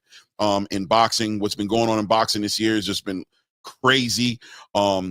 All types of revolution and evolution of the sport and the way the sport is being marketed, including we got a new president, right? The president that we got, who knows what 2025 is going to look like. So we're going to have a crazy New Year's Eve show. I promise you, bro, because we're talking about it all. But, back to segueing into this topic right here. Turki Alalshikh bringing back legacy to boxing, ? I'm sure a lot of people in the space are going to push back on that or accept that, and also what we're expecting to go into 2025. What do you see Turki Alalshikh's influence bringing for boxing in 2025? Negative, positive, in between, everything. What do you think, Ray Davis? How you like what's happened this year so far, and what are you looking forward to seeing next year? You got any ideas of what Turki might be getting involved in? Well, I'll tell you what, he's kind of already laying out some of the formats. If you go to his Riyadh season page, it actually has a lot of stuff on there. I think Turkey's been moving the right way. He's got everything from comedians to entertainers in hip hop and other platforms of music, boxing. Obviously, we know the athletes of soccer, or football, as you call it globally. All out there. They got American football stars. They have some baseball stars.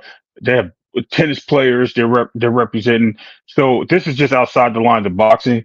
I think Riyadh season is actually going to try to force a lot. I want to see what he does with the magazine. If he's going to let maybe he kind of gets other people involved that are not just going to be biased towards supporting one-sided arguments and things of that nature. Maybe he gets other people involved that gives us what we want as boxing purists. Get them involved, like a Teddy Atlas writing articles or a Max Kellerman, something like that. I'm not saying they're the best, but guess what? They know their stuff, right?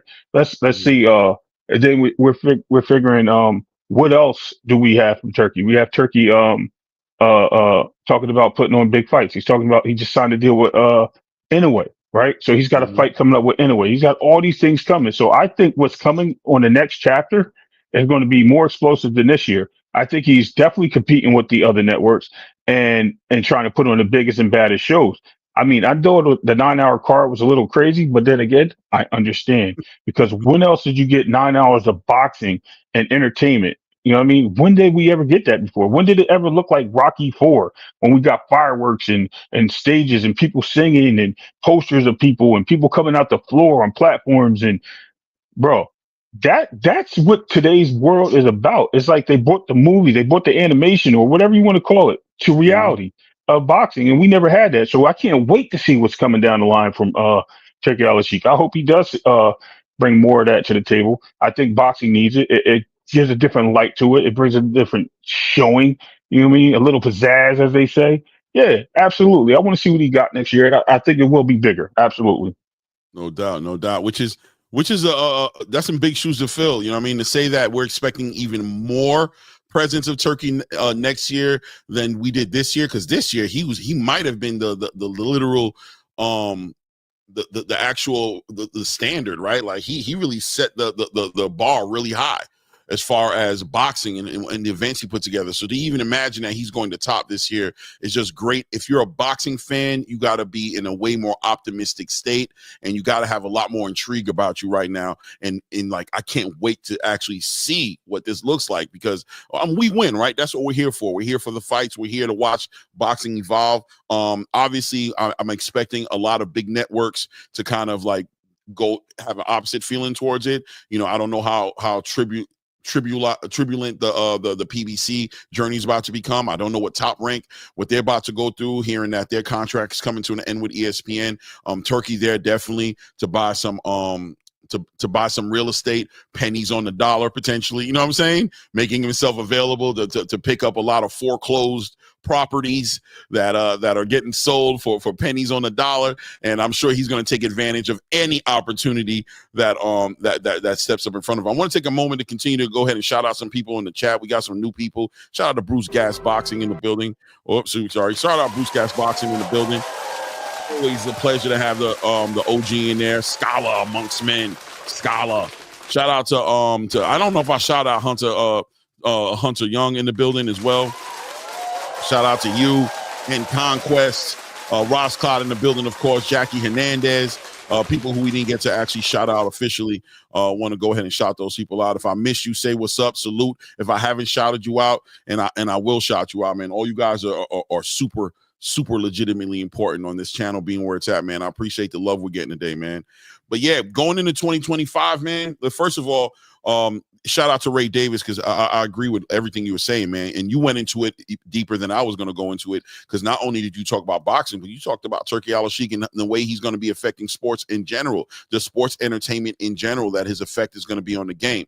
Now, obviously, this show is more so concerned about what he brings to the boxing space, you know what I mean? And it looks like he's really buying into, you know what I mean?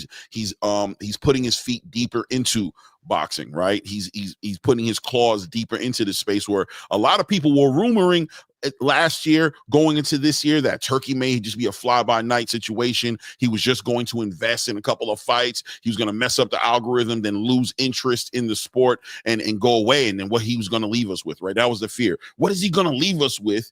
If he does all these great things, then just goes away, then now the whole sport has been messed up. Everybody's pH balance is off now. You know what I'm saying? And these fighters, you know what I mean? Shout out to all the feminine energy that was around this, around Turki being there, you know what I mean? But everybody's pH balance is off now, and you know what? You messed me up. You messed me up. Nah, I smell funny. Let me not go any deeper into that, right? Whoa, yeah. Hey, you know what I'm saying? I'm just saying a lot of people been acting like.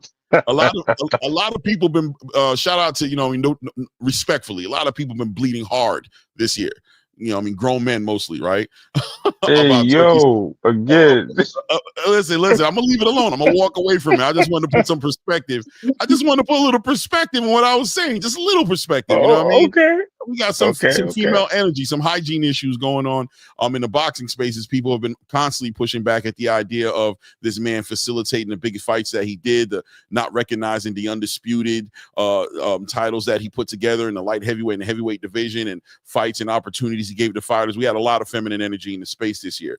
But like I said, where people kind of were entertaining the idea that Turki Alalshikh was going to just be a temporary situation, that he really didn't care for the sport, well, he's dug in even deeper this year. He's purchased Ring Magazine. He like I saw Ross Cott, I believe, say somewhere inside of the chat that he's putting that magazine back on the shelf. You know what I mean? People don't know nothing about that. I know, that's all played out. Everybody's on the internet. Okay, well, he's also investing in the app. You know what I mean? For you guys. He's bringing legacy back into the space. He's making it important again. He's going to have that Ring Magazine show that they used to have every year, that showcase that's going to bring up all the fighters that year and celebrate the fighters that year that made legacy their priority and achieved legacy. It's going to inspire and give fighters who didn't think that was important anymore, that wasn't respected anymore, they're going to now be back into the conversation of being great fighters by fighting the best and getting belts and unifying belts and becoming undisputed and chasing that down. The sanctioning bodies are going to get behind this, because having fighters who want belts is good for the sanctioning bodies, because that's their money, right? So the sanctioning bodies look like they're aligning themselves with Turki Alalshikh as well. That's why they put him in the Hall of Fame like they did, and people thought it was crazy. Honorable Hall of Fame. Yeah, honorable Hall of Fame. 100%. That's what I meant. That they were, bottom line is, forget about the Hall of Fame. People were upset that the sanctioning bodies were recognizing him, however they chose to recognize him. All right. Right. And the reason they're saying that is because he's bringing the attention, he's bringing the belts back into the fold as a very important thing, as a barometer to judge a fighter's journey, to judge his boxing career, to judge him as far as what he accomplished in the sport versus what he didn't accomplish in the sport. So he's investing in that, right? He's investing in that. He's bringing attention back to these things, and he's backing it up by putting his money where his mouth is. So going into 2025, after he's done all of that, what do I expect? I agree with Ray Davis 100%. I expect an even crazier year next year than this year. I expect this Latino Heat event on Saturday to be a little pimple on the butt of the big picture. You know what I'm saying? Of what we're looking at happening next year. I'm expecting some 5v5s. Yeah, I ain't gonna lie. You know what I'm saying? I'm expecting that's gonna be good.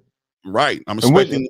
just to throw that out there real quick, wouldn't it be cool if he did 5 versus 5s, 3 times, 4 times a year, and then have one big whoever the winners are in all tournaments fight at the end of the year, some type of glory day like that? Wouldn't that be kind of cool, man? Listen, I think all of that's coming full circle. I think he kind of spoke about a little bit earlier this year about having that one event where all the promotional companies come together, bring their best fighters out, and have them compete on the on one big stage, and let all those big fighters who have earned the right to be on that big stage, give them all their biggest payday on that day. Sort of like a super Grand Prix. You know what I'm saying? Of Right. of the best A, of the best a fighting the real best. 9-hour boxing match. I mean, craziness, right? I'm expecting next year to be epic. And one thing I love about what Turkey brings to the game, and whatever anybody wants to say, he's all on Turkey, he's simping for Turkey, bro. Man, bro, the internet's a big place, man. Find a rock to get your ass under, and stay there for a minute, right? This conversation ain't for you. You know what I'm saying? Stay under that rock. You know what I mean? Come out, maybe tomorrow, but right now, this conversation ain't for your knucklehead ass, right? This is for the people who want to see boxing get bigger and do what it can be. I see Turkey expanding more. One thing I love about what Turkey brings to the space is you can tell he reacts to the fan base. When the fan base whines, when they complain, when they ask, he listens, and then you'll see something manifest. Well, you're like, damn, you could tell he was listening, right? He'll do something that'll show you that he was listening. So I expect him to continue to listen to the boxing fan base. I expect for him to listen to boxers as well, because I think he also listens to a lot of legendary boxers. He respects with the Roy Joneses of the world, the Teddy Atlases of the world, the Roberto Durans of the world, all these legendary fighters that he keeps close to him, that he's constantly taking pictures with them. He's constantly making sure that they're at the events. I think he's listening to them as well when they're speaking to him, saying, this is what you're supposed to do. This is not what you're supposed to do. This is what we want to see. This is what the game doesn't. He listens to that, and he slowly evolves and moves and molds the game into something that all boxing fans can appreciate and respect. And I'm expecting him to bring that. I'm expecting him to bring that to the table next year, and I'm expecting that to manifest great boxing for the boxing fan to watch, man. And also great hope for all those quote unquote B-side fighters that aren't able to get that respect here in the States, that aren't able to get those paydays, that have to bend the knee to other fighters if they want opportunities, by talking to them nicely and respecting them and asking them for an opportunity. Thank you so much for the opportunity. He's going to take that away. Fighters are going to go back to being fighters again and not so concerned about these things anymore. They're going to know their careers are secure. They're going to know their health is secured, that their legacy is secured, and that their family's legacy is secured as well. And that's a great place for boxing fans to be when that's able to be facilitated. Yep, I agree. And I think he will put on 2 or 3 more fights next year in the U.S. I also think that he might implement some type of retirement plan for these boxers that are signed under the sanctions that he deals with. Maybe it be through Ring Magazine, whatever the case may be, as long as they sign up for it, because a lot of these things have to happen. This is something that hasn't been happening in the sport, and I think he cares about the sport so much that these are ideas that he's been throwing out there that he wants to do for the fighters. A lot of people hate on him because they don't see like I said, they don't see what he say. You don't see the cattle with the trees in the way. Okay, Right. cool. I like that. Yes, maybe that's the case, but guess what? When you cut them trees down, you're gonna see more than cattle, because you're gonna see all the grass they can eat. You're gonna see other lambs and sheeps and all types of other farm animals. You're going to see some people, some cities, everything. So guess what? Rainbows, whatever you want to call it, stars in the sky, aliens, spacemen, earthmen, all them. Let's get it. No doubt, no doubt. Salute everybody in the chat again. Listen, we got like 50 people in the building, man. Appreciate the love. Please do not forget to hit that like button. It's so important. It's for free.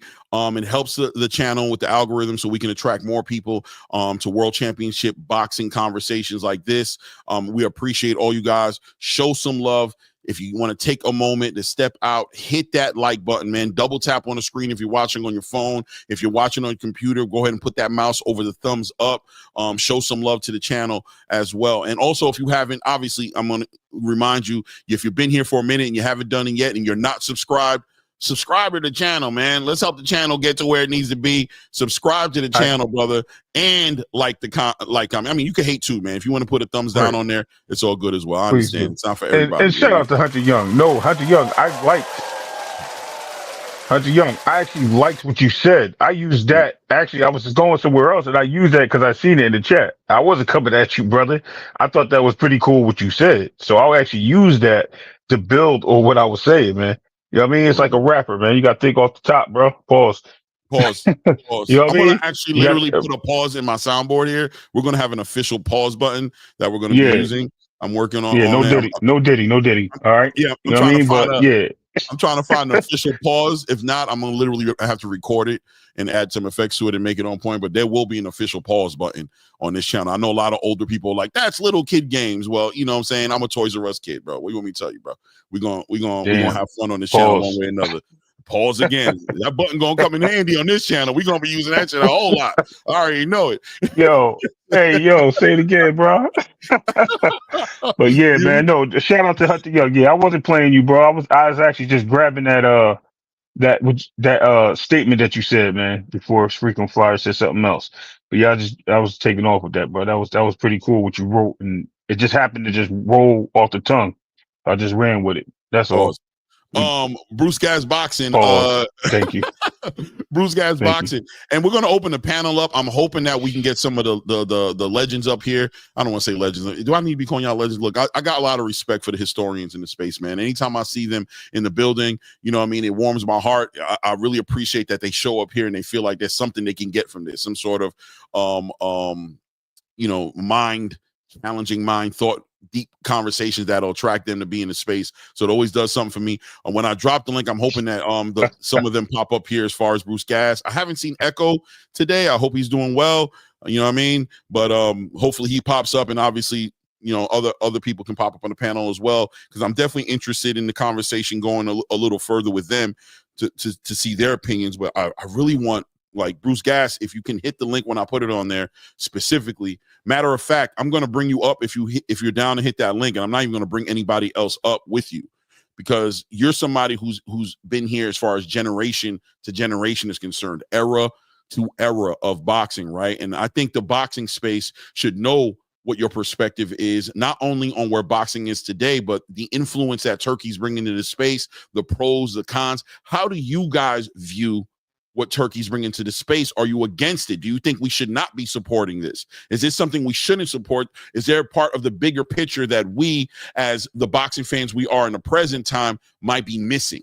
Are we missing a point, or is everything all good? I'm interested in what the OG thinks about. I'm interested in what all the OGs think about. So also, so Echo, Coach Eddie. If Coach Eddie's in the building, you know what I mean? I wanted to be kind of old school today, stay away from the drama as far as the Tank Davis conversation, the hate about his matchmaking or who he's fighting against. I really don't care. So I'm going to try my best and my hardest to resist and push back at that dumb conversation for popping up on this channel today. I'm sure there'll be another day when we can do it. But today, I want that conversation to be way more about the future of boxing, the present space of boxing, this event tomorrow evening. I want the perspective of real critical thinkers about what boxing is looking like today, and whether or not we should get more excited about what's happening, or should we kind of feel weary? Should we be aware? Should we push back? Should we resist for the sake of boxing? You know what I mean? Yeah. Absolutely. You know what I mean? So the link is out there, guys. I just threw it out there. And you're here for boxing. I know you want to stunt right quick. If you want to come up, you know, I'm always going to show you love. You grassroots, you know what I mean? He's like an unofficial official, you know what I'm saying? Part of the channel. So whenever he decides he wants to come up here and throw some venom, you got to kind of give him the space to do it. You know, it's a risk, because you don't know what might be coming. You know what I'm saying? He good. But he gets the leeway. He gets the leeway. You know what I mean? Yeah, no doubt, Ross Clot. I promise you, Ross Clot. I gotta show you do our best. When I tell you I'm so uninterested in that Tank Davis conversation, it literally takes the steam out of me. It takes, like, I can't do it anymore. I can't sit there and talk about that man not fighting people. I can't do it no more. I don't got it in me. I just can't. You know what I'm saying? So it is what it is when it comes to that conversation. But we'll definitely be here to cover him once his fight gets announced. we'll talk about that fight for whatever it's worth. You know what I'm saying? It is what it is. But right now, man, big things are happening. We're going into a great weekend of fights, in my opinion, outside of the main event that everybody is not happy about. But outside of that, we got some big fights. I happen to think that the Mario Barrios fight is going to be a way more competitive fight than people are thinking it's going to be too, by the way. What'd you say, Ray? I didn't say anything. I didn't say anything at all. No, yo, I mean, I would like to touch in. And Bruce Gas, hit I was that gonna link, say man. I something. need y'all guys up here, bro. But yeah, absolutely. I would like to touch on what you said. Pause again. I like to come in after what you. Damn, pause again. I would like to say some of the things you were saying, Clay, and actually, nothing else I can say. I'm not even gonna pause it. But anyway, yeah, I just want to take something out of what you said and say, like, yo, listen, what you said about how we're gonna build this this up and how we're gonna take care of these things, man. Listen, that's all it's about, man, and it's about the revolution. Everybody that just came into the chat, that's actually what I was getting at. Please hit the like button. TY salute. You know what I mean, Mr. Ishmael. I don't know if I seen you here earlier. I know you are Champ Ross. Please. Echo, you know what I mean? Salute to you guys, Bruce Gas. Please hit the like button, man. Support the channel. Again, you feel disappointed, hit the unlike button. But cool. It's still something, you know what I mean? It just shows that you're here. It shows respect to the channel, and we appreciate it, man. It's a matter of just showing respect to us for us putting our time and I guess they and don't want to everything come into up that. on the channel today. They don't want to come up on the channel today. It is what it is. Oh, so we just it's cool. Hey, listen, we got the well, anybody else that would like to come up, please feel free. You know what I mean? We can chop it up. It's all good. It's all good. Yeah, man. But yeah, the reason I highlighted and I want them to come up was because look, okay, we got some love right here. There he is. There's the OG right there in the background. I'm gonna bring him in the right way here for boxing in the building as well. Echo, man, stop playing with me, man. Echo, man, come on, bro. Get comfortable. You should have been put together on the couch right now in that spot that you be at with the camera set up. You should have been knowing this was getting ready to come, man. Come on now. Stay ready. So you ain't got to get ready, brother. You know. Shout out to the OG. Hold on, let me bring him in. Shout out to the OG Bruce Gas, the historian, the scholar amongst scholars, who's bringing some scholarship to the panel. Nah, I'm just an old hammer nigger in this game, brother. All right. You get no say in this conversation, Bruce. You get no say. You just gonna get celebrated, and you just gonna have to take it, and then you just gonna have to deal with it. You get no say in it. Salute to Bruce Gas. Yeah, man, it's respect. It's respect. And Echo, as usual, likes to crash the party, guys. Echo likes to crash the party. So as soon as he gets a topic that he likes, he's gonna be right in like James Brown. Trust me, he likes to make his entrance. No doubt. Salute, Bruce Gas. What you got to say? You about to say something? Be humble and you know, I'm humble. I get you. Go ahead, do your thing. No, bro. Turki Alalshikh. I really think he's the savior of boxing. You know, people can say what they want about him. They say he's just a rich man dipping into the game. No. You got to understand. This is a boxing fan, and he has the opportunity to make the fight that he wants to see, that we want to see. You know, I listened to him earlier when they were interviewing him. And the guy put a microphone in his face. He says, who are your favorite fighters? Floyd? And he kind of like, he says, no. He says, I grew up with watching Larry Holmes and Roberto Duran. Those are my two favorite fighters. And as soon as he said that, I said, this is a G. He knows what he's doing up here, man. You know, he's got the cash. The whole country is behind him. I mean, you know, that's their money he's playing with. But he's the right guy to let him play with the money. He's going to bring us the fights that we want. I mean, if somebody's going to quib about 100,000 here or there, that's no problem, man. Boom. Here you go, man. You deserve it. This is the kind of person I think he is. He puts on these huge fights with the concerts in there, giving away the cars. Man, that's all beautiful. I can always go fry a hamburger when he's giving that car away. You know, I'll go change my bong water. You know, boxing all day, like you said. Don King couldn't even give this to us. And Don King back in the early 80s, when he put the heavyweight tournament on with Mike Tyson, and everybody was in there. Greg Page, Tim Witherspoon, Pinklin Thomas, Tony Tucker. I mean, dude, it was every week there's one of these champions fighting each other.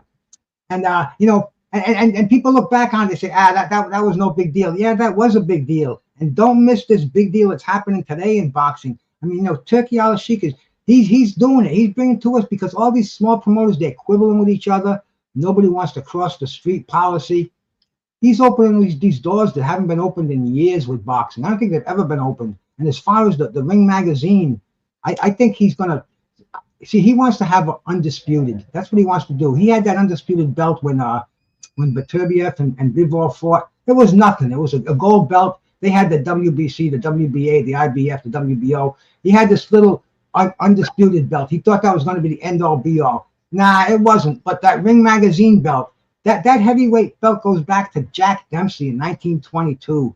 And everybody who touched that belt was a legend. And that's what he's going to do, I think, to that Ring magazine. He's going to bring the prestige to it again. We're going to say that, hey, who cares about the WBO, the WBC, the IBF? All they're doing is taking money, stripping championships, telling us who the best is. The Ring magazine is a lineal championship. And if he does that again, man, if he creates it to the prestige that it once had, then, man, more power to him, man. You know, God bless Turki Alalshikh. That's all I can say, man. You know, I appreciate you, all those kind words and bringing me up here, and my brother Echo up here, man, Ray Patterson, and you, man. I appreciate coming up here. No doubt, no doubt, man. How you doing? Thank you. By the way, Bruce, man, and you know, always an open door policy. And if I ever see you in the chat, I'm coming for you.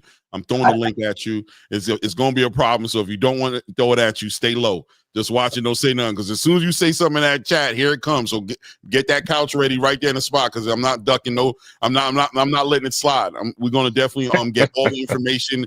We're going to get all the information, and we're going to reap all the benefits of your knowledge and your years of experience in the space. Trust me. You're making my wife smile back there. So stop. Yeah, she's like, you better stay off their channel because they're going to have you working. That's just his radio. That's just his radio voice, Bruce. That's his radio voice. Yo, salute to Echo in the building, man. Let's bring Echo into the conversation. Echo, by the way, how's it going over there on the other side? On the other side of the pond, how's the weather over there? How's your day going? What's going on over there? English weather is not that good, to be honest. But no, okay, it is what it is. But yeah, Bruce is right. You know about Jack Dempsey. You know, I mean, he won the title in 1919 against Jess Willard. That was on July the 4th. So there's a lot of history there, you know. And I think when you look at history, you know, we've got to appreciate what's going on now, but also we've got to look back and see what came before. So everything Bruce said there, I only heard a few things, but he's right. Everything he said is right. Right. Well, so the topic, Echo, was really like, you know, what Bruce was really speaking towards was as far as the effect of Turki Alalshikh, what he's brought to the game. And I bring it up. I think it's a good topic to bring up because I think we're watching boxing evolve a little bit. We're looking at a new era of boxing getting ushered in my opinion. And it looks like it's going back a little bit to a point in time that I think I can relate to as far as what I always kind of thought boxing was about, as far as a competitive nature of the sport, as far as the celebration of legacy, as far as celebrating fighters who are taking those risks to be the greatest fighters that they can be. And it seemed like we're coming out of an era where fighters were, you know, prize fighters as they've always been in the space, but seemed like they kind of got their eyes off the prize a little bit and kind of allowed you know, the commercialization or the Floyd Mayweather effect, some people might want to call it, to kind of overtake what I believe got them in the sport in the first place, was just watching great fighters like Sugar Ray Leonard and Marvin Hagler and Tommy Hitman Hearns and Muhammad Ali and Jack Dempsey and Sugar Ray Robinson, and you know, seeing the legacy that those guys were able to put into the sport, and hoping that they themselves could achieve similar legacy to one day be celebrated like those guys were. It seemed like the fighters of today aren't so concerned about that as much as they're concerned about making sure they get the newest Lamborghini in their driveway and have as many models as they can have.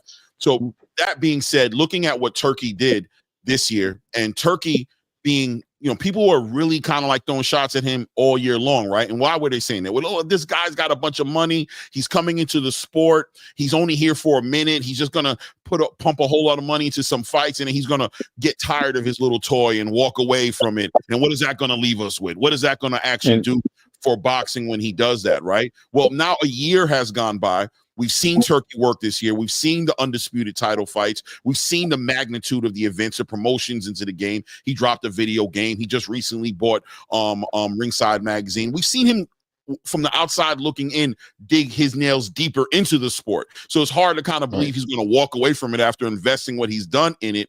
That being said, how do you feel about Turkey's presence? Are we really needing to keep our grass cut low? Is he a snake in the garden? He's coming here to do something diabolical to the sport? Or can we maybe at this point accept that he's serious, he's a real fan of the sport, and he plans on doing great things and keeping us excited about what a sport could be next year?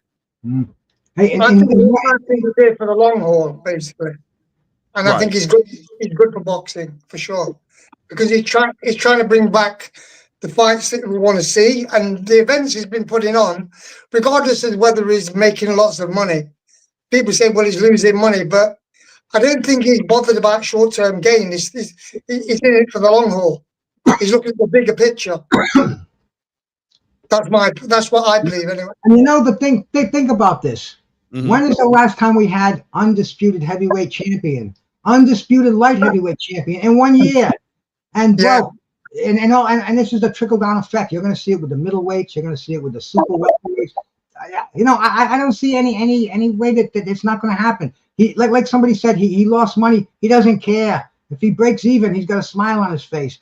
Bro, we'll just jack the price of oil up a nickel a barrel. I mean, it ain't no fucking big deal. It's the economy. It's what the market will bear. And man, I tell you, the more I talk about this guy, the more I'm having a love affair with him, man. You know, Turki Alalshikh is definitely my kind of a boxing fan. And can I just add to that? I mean, you mentioned all the historians and things of that nature. I'm sorry, historic boxers before, and there's one historic purpose that I want to bring in. Not only did he make the acquisition to Ring Magazine, but the great Don King, the American King, Don King, right, said that he wants to work with him. He wants to make money with him. He wants to bring boxing back. When have we seen? I mean, he sent them a video message saying, I want to work with you. I want to build this. Like, that is showing us that, listen, this is where it's going. This is what he's opening eyes. He's making people feel the passion of boxing again. And when you got Don King coming out of nowhere saying this, you got Bob Arum saying, hey, one thing one day, and then the next day coming out and saying, hey, we're doing business together. You have Oscar De La Hoya saying, I will never work with this guy. Turkey said, hey, stay over there then. And then you turn around and see him working with him. This is showing that boxing is growing because of this gentleman. He is turning heads in a positive way. He is bringing the sport back to us, like I said, to the apex world of combat sports. We want to see this. We want to see all the best fights. We want to see the guys we don't know from Australia, New Zealand, or even Malaysia. We don't even know who fights there, but guess what? We want to see him, right? And we want to see these guys be put in the stage because they said that that's their best fighter, and show us something and turn around and prove it. Like, this is what boxing's about. I mean, we have middleweights right now from the Middle East that we never would have heard of. That's in the top 2, top 3 fighters. Guys, this is the best thing that's happened in a long time to boxing. Like I said, the money, and no disrespect to Floyd or anyone else, the money era is dying. Shout out to Bill Haney, because he said the Money Mayweather era is over. It's back to the accolades. And I think Turkey is rushing that door in and crashing it down and trying to bring these accolades back to the sport, even with his undisputed belt. I mean, it is getting crazy and it's hectic out there, and I love it. Yeah, I like the way you say, you know, boxing is a worldwide sport. You know, we don't just concentrate on one country. I mean, it's just so important that we're seeing these fighters from Australia. We're seeing the fighters from the Russian countries. I mean, it's, the Turki Alalshikh has no problem bringing. It's almost like he's got some diplomacy in a diplomat in him, because he's bringing these countries together. The 5-on-5s, those things are great. Now he wants to do a 5-on-5 with Oscar against Eddie. I mean, it's like you know, the meat is the steak, but he's selling the sizzle. He's selling the aroma, the ambiance. People in and fighting on a piece of Yeah. Listen. I was just putting the horns behind what you said, though, because you're right. The meat is the fight, but he's selling the sizzle. I love it. He's selling the aroma. He got people walking past the restaurant going, what are they cooking in there, bro? Like, you don't even know. Like, I want to go. Right. What's going on in this restaurant, y'all? Let's walk in. Where you eating today? The spot that made me pull over my car. What's got the whole neighborhood stinking like this? You know what I'm saying? And Right. there's a barbecue going on, and everybody wants to get in on the barbecue. And also shout out to Ray for what you said as far as seeing the resistance he got for some of these promotional companies like Oscar De La Hoya, or even, you know, people who supported the PBC. I don't think the PBC actually ever really made a true statement against Turki, but obviously a lot of these promotions, even Bob Arum, you know what I'm saying, who said, listen, this guy's here and gone today, tomorrow. We can't put that much emphasis on him, but to see them all sitting next to each other at that event they did at that Riyadh season event they did in Los Angeles, where Terrence was performing, to see Bob Arum, Eddie Hearn, Frank Warren, Lou with the Cuba, I can't remember the guy's name who represented the PBC's Lou DiBella was there as well. You know what I mean? All those guys were sitting right next to each other, right next to Turki, like, you know what I mean? Like that was a scene within itself to see that happen, and it made you so optimistic about what's going to happen in boxing. And like I said, I don't know what's going on with Top Rank next year. I'm hearing rumors, speculation about them potentially revisiting or negotiating or revisiting their contract or agreement with ESPN, which could end up in them not having a network. Or, you know, I don't know what the PBC plans on doing with their situation, as they also look like they may be having some conflict of interest or some different ideas about how boxing should go with Amazon. Turki's in the game with the money, and he's ready to pick up some real estate for pennies on a dollar. You know what I mean? If it's available, I wouldn't be shocked at all. Turki throwing a shot at it, like, oh, that's available, that property over there. I think I could refurbish it. I think I could do some great things, you know what I'm saying, with that property. How much you going to let me get it for? Yeah, bring it over here. We're going to put some new siding on there. We're going to change the plumbing out, put a new water heater in there. We're going to go ahead and update the molding in the house. We're going to put some value on it, get some grass put outside of it. I think we can do great things with that property and let people get advantage of renting that property or being in that property that we're refurbishing, you know, metaphorically speaking, of course. So great things that I expect from Turki next year. 5v5s, as we mentioned as well.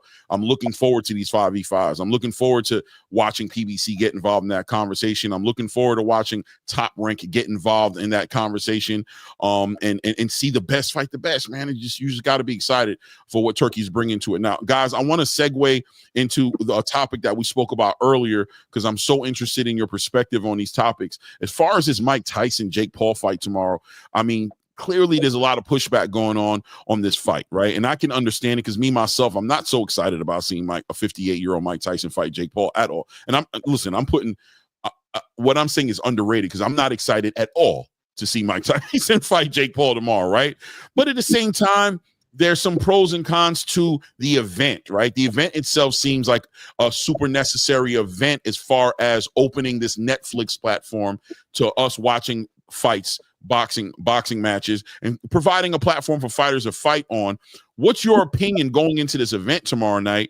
Not only for the fight between Mike Tyson and Jake Paul, but obviously the event itself, and historical, could be potentially a historical move that Mike Tyson is involved with as far as ushering Netflix's role in boxing as we know it today. Maurice, you go first. I have mixed feelings on this fight. Yeah. I mean, I watched Mike Tyson when he was an amateur. I don't think I've missed two of Mike Tyson's fights all through his career, watching tapes and everything else. And you know, Mike Tyson really was, for 3 years, he was, you could speak of Mike Tyson as one of the greatest heavyweights of all time. Between 86 and 89, he could have competed with Muhammad Ali, with Joe Louis, with any of the best heavyweights, in my opinion. And he burned out fast. By 1990, he has already been knocked out by Buster Douglas. He had the legal shit that was going through him. And when he came back 5 years later, he didn't have it anymore. He didn't even want it anymore. He was crazy. Don King stole his money. His last two fights, he gave up. Referee pretty much had to pick him up off the floor and say, "Is that it?" And he's like, "That's it, man." And now, 25 years later, we're seeing Mike come back again, taking on this punk Jake Paul, who's fought one boxer in his career and got beat by that boxer. It kind of just makes you want to say, Tyson, just go kick his ass. But Mike Tyson is 58 years old, bro. I mean, I know what happens when you get old. Firsthand experience. You know, things hurt that you don't even know why they hurt anymore. You know, you have aches and pains that come on just like that, and it's. I don't care if you're Mike Tyson. I don't care if you're Superman.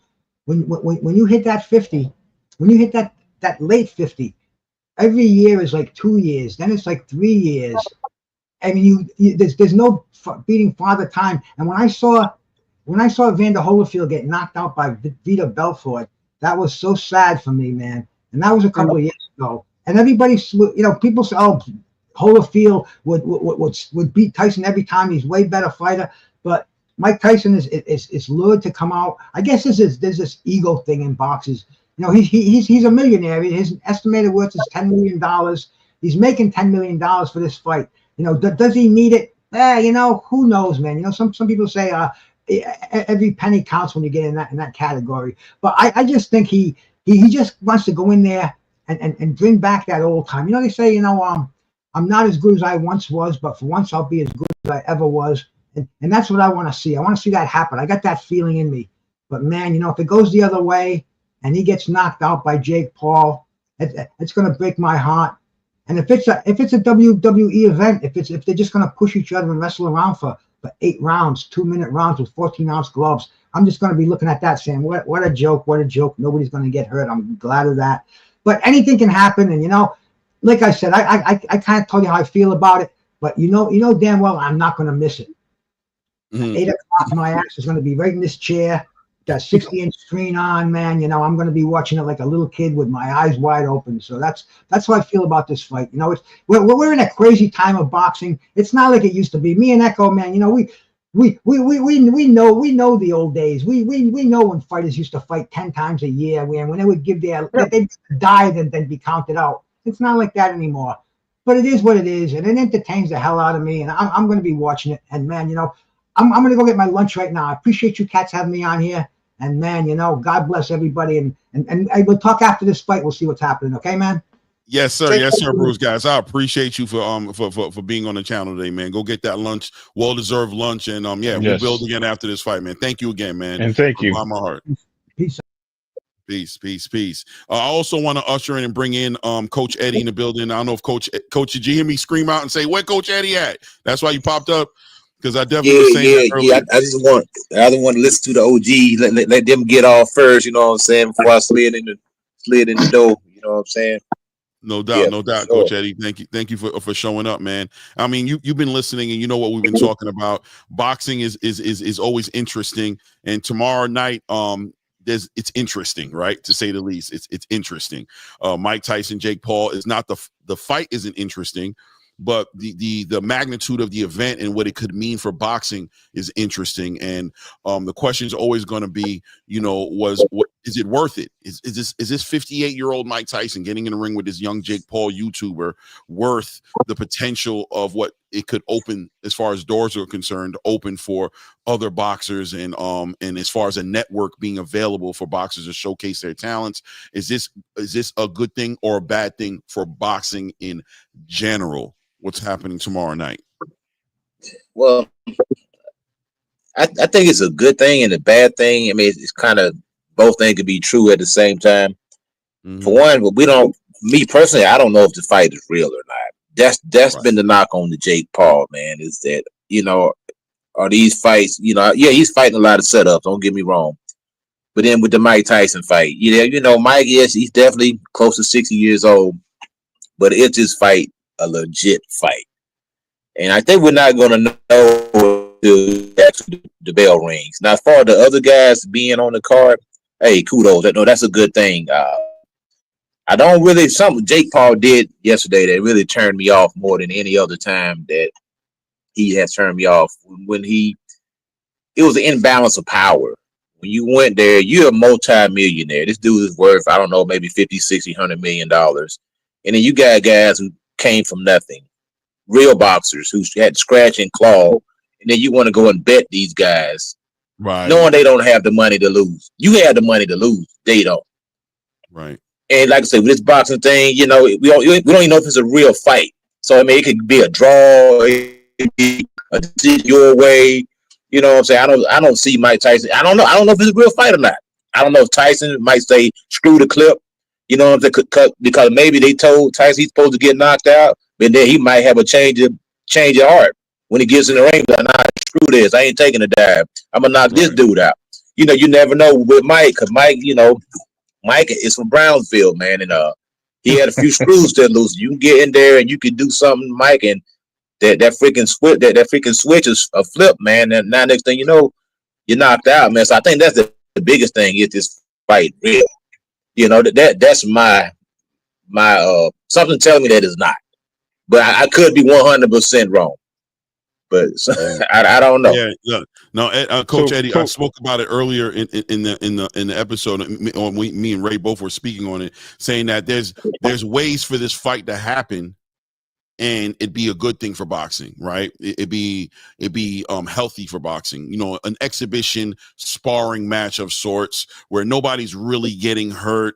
And you know, Jake Paul and Mike Tyson's just been selling that this fight is going to end in a knockout just to have everybody come in there, but ultimately really be planning on moving the sport forward by just using themselves as the bait on the hook to get a lot of people to come and put eyes on boxing in general, and hopefully be more intrigued of that undercard and those performances more than them ultimately, you know, tricking us and us by round 5 realizing that, oh man, you guys are just, you know what I'm saying? So the effect of that, and also the negative effect of Jake Paul knocking out Mike Tyson, this could work against him. If he knocks out a 58-year-old Mike Tyson, this affects his brand, I believe, in a negative way. It doesn't help him out. So it's going to be interesting to see how he carries it. I'll let Ray get in there, and then I'm sure Echo wants to share and contribute as well on it. Go ahead, Ray. Yeah, no, I was gonna say, I was hoping that he put the events of us talking about this earlier and where we thought it was going. You pretty much said everything I was gonna mention, except for the fact that I was like, you know, I think we're looking more towards the undercard, and you also did say this about the space, like we're looking to see where this is taking boxing. Yes, I don't think Jake Paul ever had an intent of being anything but a boxing fan, just as Turki Alalshikh. I mean, we see, like I said, we've seen that with the MVP platform for the prospects. We see that with him helping out boxers and getting them on cards and getting them in the ring. So I think that, yeah, he might look like this bad guy. That's his persona, like WWE type thing. You know, he's the Ric Flair of the boxing game. He wants to call everybody out. He wants to be the bad guy, the heel, as they say. But I think he does that to bring numbers to the ring. Now there are guys that he go in there and punch up on and things of that nature, and there's a reason why, because those are younger fighters. Those are guys that, you know, may have challenged them outside in the real world. But him and Mike Tyson have been on the chats together and things of that nature and talk to each other. Him and his brother as well. I think this is another Floyd Logan Paul situation where we're going to get the draw at the end. It's going to be like a good exhibition for us to just be entertained and be like, oh, what the hell did we pay? I mean, we're not paying for it, but what the hell do we just watch? But then we're going to be taking something away for the fights that come on. Obviously, the people want to see the knockout of Mike Tyson that are weird, and then we want, you know, our Jake Paul fans, like the 7-year-olds and 10-year-olds that know who Jake Paul is, and then we're going to see the people like us that know who Mike Tyson is, saying, "Man, we want to see you put a mud hole," as Coach said, lose your mind for a second, Mike, just lose it. Put him out. You know what I mean? So just don't bite his ear off. But yeah, at the same time, man, we want to see that too, right? We want to see him shut up. But if we take it and responsibility, Clay and Coach and Echo, we're taking responsibility as adults. We have to understand that this is just a buildup for other parts of him building his brand and getting boxers exposed through MVP and MVP prospects on a new network, and possibly bringing in other promotional companies to the channel. So I think that's where we're going with it, in my opinion. And I think it'd be great for boxing. I mean, again, we don't want to see any of these guys hurt. I mean, Jake Paul, on the other hand, hey, if he gets dropped, he gets dropped. But yeah, we want to see a spectacle. We don't want to see a spectacle of it. We just want to see great boxing conversation on Saturday, talking about this fight. Oh yeah, talking about it, like the aftermath. Yes, absolutely. Right. No doubt. Shout out to everybody in the chat, man, by the way, engaging. And it is what it is, right? I see people in here with so many different ideas. honestly, this is what it's all about. And if you're going to be arguing and going back and forth, it's supposed to be over topics like this, man, because it just shows how much love, like I said earlier, and how much of a passion for the sport there is. We're supposed to be protective. You know, if you treat boxing like your daughter, you ain't gonna let anybody just come in and date your daughter. He gonna sit down. We're gonna grill him. We're gonna make sure he on point. We're gonna make sure he understand his life could be on the line. We're gonna let him know that she's loved, she's cherished, she's treasured. And if you play with her the wrong way, you're gonna get my foot in your ass, right? So that's how we're supposed to treat boxing. We're supposed to question everything and look at it with that eye, like, yo, what are you doing here? Exactly what is your purpose with what you're doing right now with one of the treasures of boxing and Mike Tyson, 58-year-old Mike Tyson, who we hold close to our heart. What are you about to do with him? Are you going to play with his face and try to damage his legacy and build some sort of legacy? Like I said, if I see Jake Paul knock Mike Tyson out tomorrow night and get up on that turnbuckle and put his hands in the air as if we are supposed to celebrate that type of energy, it's going to be super disappointing, to say the least. You know what I mean? To see something like that, right? Shout out to everybody in the building. Just please remember, if you haven't done it already, hit that like button. You know, helps the channel as far as the algorithm is concerned. And once again, I always invite you guys, if you're not already subscribed to the channel, take that time to go ahead and subscribe to the channel, and definitely hit that bell icon so you're getting alerts when all this content is dropping. Let me bring up some of that grassroots love right here. Maaki, you know what I'm saying? Fly Frequency in the building. Salute the Fly Frequency in the building. What's good, Fly? What's good? What's on your mind, family? What's up, y'all? Chilling. Hold on one second though, because I want to bring Echo into the conversation. I almost forgot. I got caught up. Echo, please. I don't know if you've shared. What do you think about this event tomorrow night, man? Like, where is this going to go? What do you need to see for this to be worthwhile, as far as the event is concerned, and as far as what happens between Mike Tyson and Jake Paul tomorrow night in this ring? Well, this could go two ways, really. It could go, like it could really go bad for Jake Paul, for sure. Because if he knocks him out and he starts celebrating, people are going to hate that. And they're going to, if he's trying to leapfrog this for his own promotional company to work with Amazon or Netflix, that won't go well for him either. Because it will be just something that shouldn't have happened. We're not going to really know what's going to happen afterwards until we see the fight, really. And Tyson, if you look at him in the press conference, he was very stoic, had no emotion. And the only time he ever got angry or he seemed to get agitated when that woman said, "What happens if you lose?" He goes, "I'm not going to lose." Then he raised his voice, said, "I'm not going to lose." And that was the only time. And I've not seen that at all throughout the build-up to this. So I don't know really what's going on. This could be just acting. It could be just for the fans, as a, how can I put it, an exhibition, really, a bit like Roy Jones Jr. But if it is a real fight, why are they doing 14-ounce gloves? Right. And why only 2 minutes? Men don't fight 2 minutes. Well, they're doing kickboxing, but not in boxing. Right. The women are doing 3 minutes. They're starting to do 3 minutes. So I've got reservations about whether this is a good thing or bad thing. I've just got to wait until the end of it, till it's over. And Tyson looks in good shape. You can get in good shape at any age, you know what I mean? It doesn't matter. It doesn't matter how old you are, 65, 70, you can have a fantastic physique, but you don't recover as much. You don't recover as quick. And also, your bones are more brittle and everything else. There's lots of things to deal with. And getting knocked out when you're that age is going to have a big effect, for sure. But I don't believe he's going to get knocked out because he's doing the right training. He's doing a lot of strengthening work for his neck. And he has got a good chin. But we just don't know what he's going to be like and how he's going to perform. And if he can keep up the pace, even though it's 2 minutes, it all depends on the good thing that Tyson's got going for him. He can relax, and he's been there before, so he won't get overly tired through stress. where Jake may do. Jake may not be able to handle the stress. Because there's a difference between skill. It's not what skill you've got, it's what skill you've got under stress. Because stress can throw they say, what do they say? Fatigue makes a coward out of all of us. And that's what could happen in this fight. I could see Jake getting knocked out quick, though. Yeah. I can. Yeah, because it doesn't take a lot to knock somebody out. It's accuracy, and that's one thing Mike's not going to lose. He's going to have that accuracy.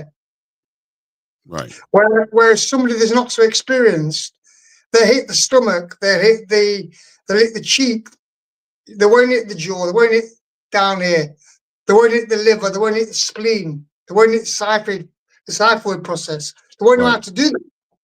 And he's not got the experience that Mike's got, but it's still a dangerous fight in some way because we don't know how he's going to react to getting really walloped, But I wouldn't be surprised if Mike Tyson knocks him out in one round.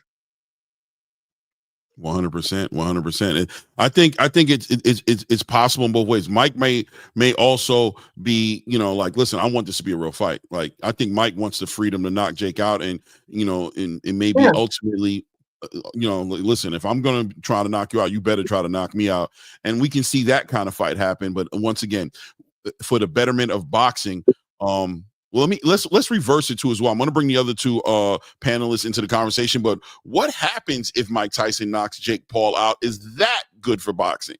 Yeah, that is good for boxing. That is good. That's good for Jake Paul as well, because at least he stepped up, and he fought a fighter, whether he's past his best or not. I think that'd be good for boxing. Right. So that's interesting part of the conversation as well, man. I'm gonna bring in here for boxing and Fly Frequency. We can start with Fly Frequency. He was in here first. Fly, what's on your mind, man? How you feeling, man? And what you thinking about this event tomorrow night, man? What do you think about the magnitude of it, the effect on boxing, pros, cons, positive, negative? What are you thinking? Well, I think it's definitely a good thing for boxing to have, boxing on Netflix and a new network.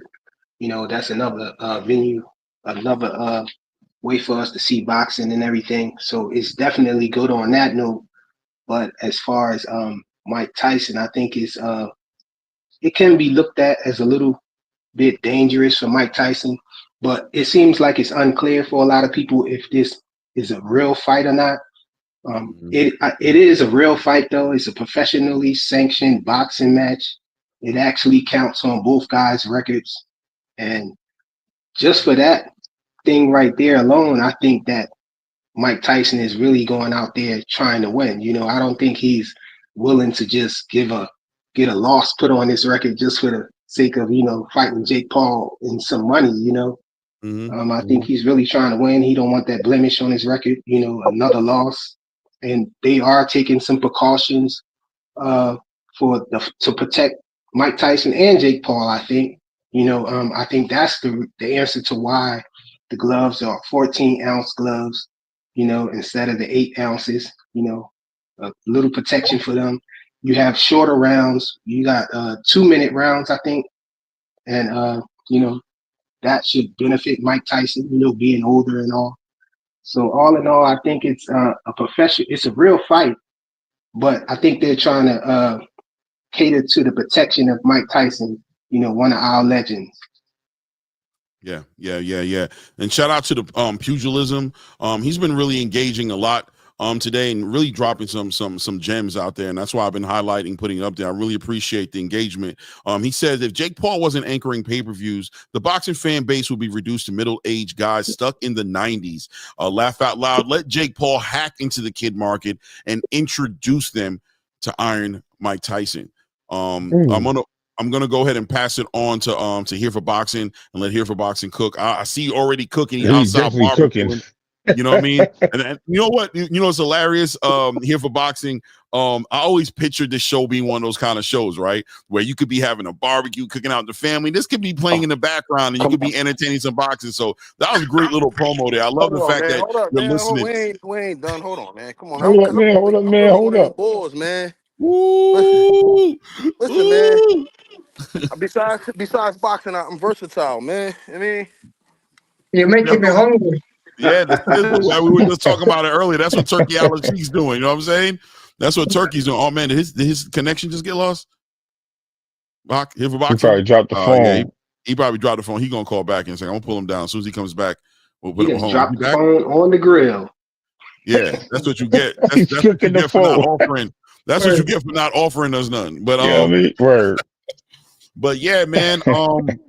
I've always pictured that though. I just wanted to show I always pictured the show playing in the background and the fellas in the back, you know what I'm saying? Barbecuing, grilling, drinking a couple beers, getting ready to watch boxing, and let this be the prequel to the sequel, you know what I'm saying? The pre-show, you know what I'm saying, to the big show. So shout out to Here for Boxing. I'm sure he'll be back on in a second. I'll pull him back up as soon as he gets back on his connection together. But yeah, guys, we're going into it, man. It is what it is. Tomorrow night, we're going to be watching the event because that's what we do. We're boxing fans. We're hoping for a great event. We'll see what Jake does with Mike Tyson because I feel like if he knocks out Mike, it's not going to be good for him. You know what I mean? As far as what's your prediction, Clay? What's y'all prediction of the fight? Oh man, of Mike Tyson and Jake Paul. Nobody said draw. I got a draw. I don't have no predictions. I have hopes. Yeah. I think if it's real, I think if it's real, I got Mike. If it's real, Mike, yeah, I got Mike. Exactly. But if it's scripted, you know what? Because way that Jake Paul can beat Mike Tyson. Yeah. If we look at any time he ever fought an actual boxer, I think he lost. Right? He lost to Tyson. And Tommy Fury beat him. Yeah, he ain't beat no. I would like to get that Jake Paul fight. I fit the criteria. 46-year-old, 3-fight pro, 3-0. Old, washed up. Hey, throw me up in there. I'll fight him. And look, am I wrong? They say they say when boxers get old, the last thing to go is their power. Yeah, that's what Echo just said. Yep. Hey, but you know what, guys? If you remember, Jake Paul already showed us who he was. He's a coward at heart. I'm gonna tell you why. When he was getting ready to fight Hasim Rockman, he found every way to get out of that fight. He did not want no parts of Hasim Rockman Jr. None. Think about it. Hasim would say, "Man, I'm gonna F you up. I'm gonna F you up." And he's seen it. He's like his whole face turned white as snow. That dude found every excuse in the book to get out of that fight because he knew it was a real fight. He didn't know that dude was coming to F him up. And that was only 205 pounds. Right. So now all of a sudden he grows all these nuts. Now he's ready to go to heavyweight, but he was scared to death of Hasim Rockman.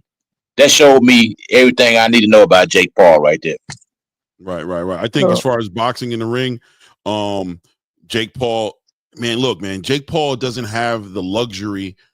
When I hear him say things like fight Canelo Alvarez or become a champion, I always like, bro, stop it. Like you just can't do that overnight. Like, I mean, I hear you, but I just don't believe you. And what makes more sense to me, and would make more sense as far as helping boxing would be concerned, is to make this fight an exhibition fight, man.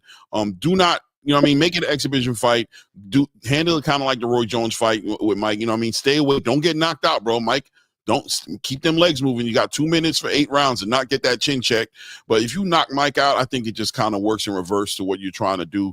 Because I like to believe that Jake Paul is trying to secure this platform, secure this deal with Netflix. And he's trying to give himself a way to facilitate those big fights. He's trying to, him and Amanda Serrano are partners as far as in managing fighters. And Mike Tyson, I love the idea what Mr. Big Play Bray said earlier in the conversation when he said, how do we know that him and Mike Tyson aren't that Mike Tyson isn't getting a percentage of MVP promotions, and then they're not coming together to actually promote fighters together on this platform. So all those things have to be taken into consideration. Here for boxing, you're back in the building. You're good. How's that connection, man?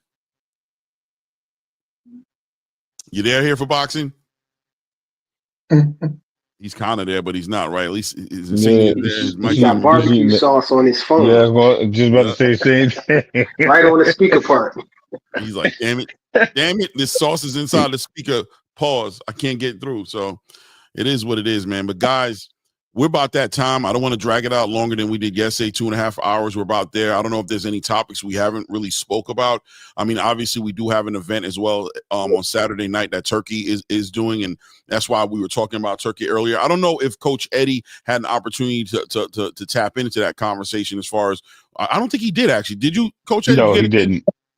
Yeah. So, Coach Eddie, I'm interested in your opinion on it. As far as Turki Alalshikh in the year he's had in boxing, as far as buying Ring Magazine, as far as the video games, just he's done a lot of investing of his time and money, or Saudi Arabia's money, into this event. What do you think about it at this point? Are you sold? Are you on the Turkey train? Are you supportive in what he's doing, or are you still cautious and kind of like wondering what his real I'm 100% behind what he's doing. It's no different than what any other person did. Al Hammond used to be a concert promoter. He got in the boxing game. Don King was a con artist. He got in the boxing game. There's nothing wrong with anybody who want to put their money where their mouth is. With HBO and Showtime out of business, we need Turki Alalshikh. The boxers need Turki Alalshikh. So anybody hating up on Turki Alalshikh, I can't even see why. The man truly loves boxing. He's not doing it for the money. He's already rich. So it's a love. Something he doesn't have to do this. I generally think he cares about boxing and the boxers themselves. So I don't have any problem with it. No problem whatsoever. Kudos to him. No doubt, man. I appreciate that perspective, man. I think most, and I want to add on to what you said as far as if you're not supporting him, I don't know what to say. I do know what to say, that you don't really love boxing.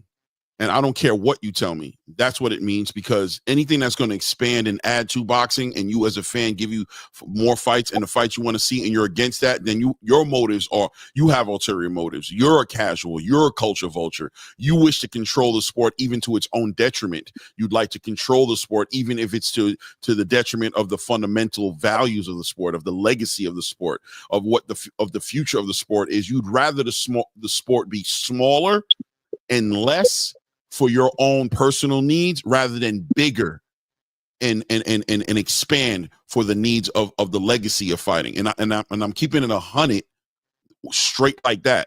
That's how I feel about it. If you're sure, if you can't see past your nose, and the most important thing is that a percentage of these boxers be black owned. I emphasize black owned, because owning a boxer within itself is weird, right? Because they're a human being. So if that's the best version of boxing you see, is that one promotional company own all the top talent in the sport, and you think that's pushing some sort of fake black narrative agenda or some sort of, listen, bro, there's a lot of things outside of boxing that you could be an activist about. Go fight those fights. You know what I'm saying? This is boxing. It's an international sport. It's for everybody. It's for the best in the world to compete. It's a unique sport within itself, because there's not many sports out there who present themselves on an international stage the way boxing does. And the sooner it gets back to that, the sooner we see the best fighting the best. The fans of boxing benefit from that. And oh yeah, the boxers themselves benefit from it, because they get to reap the fruits of that, being able to perform around the world, be more active, fight 4 to 5 times a year, get money, earn legacy, be celebrated, and make legacy for their family and their children. So if you're throwing shots at what Turkey's doing, you're throwing shots at boxing, and it makes me question your love for the sport and your understanding of what this sport really is, in my opinion.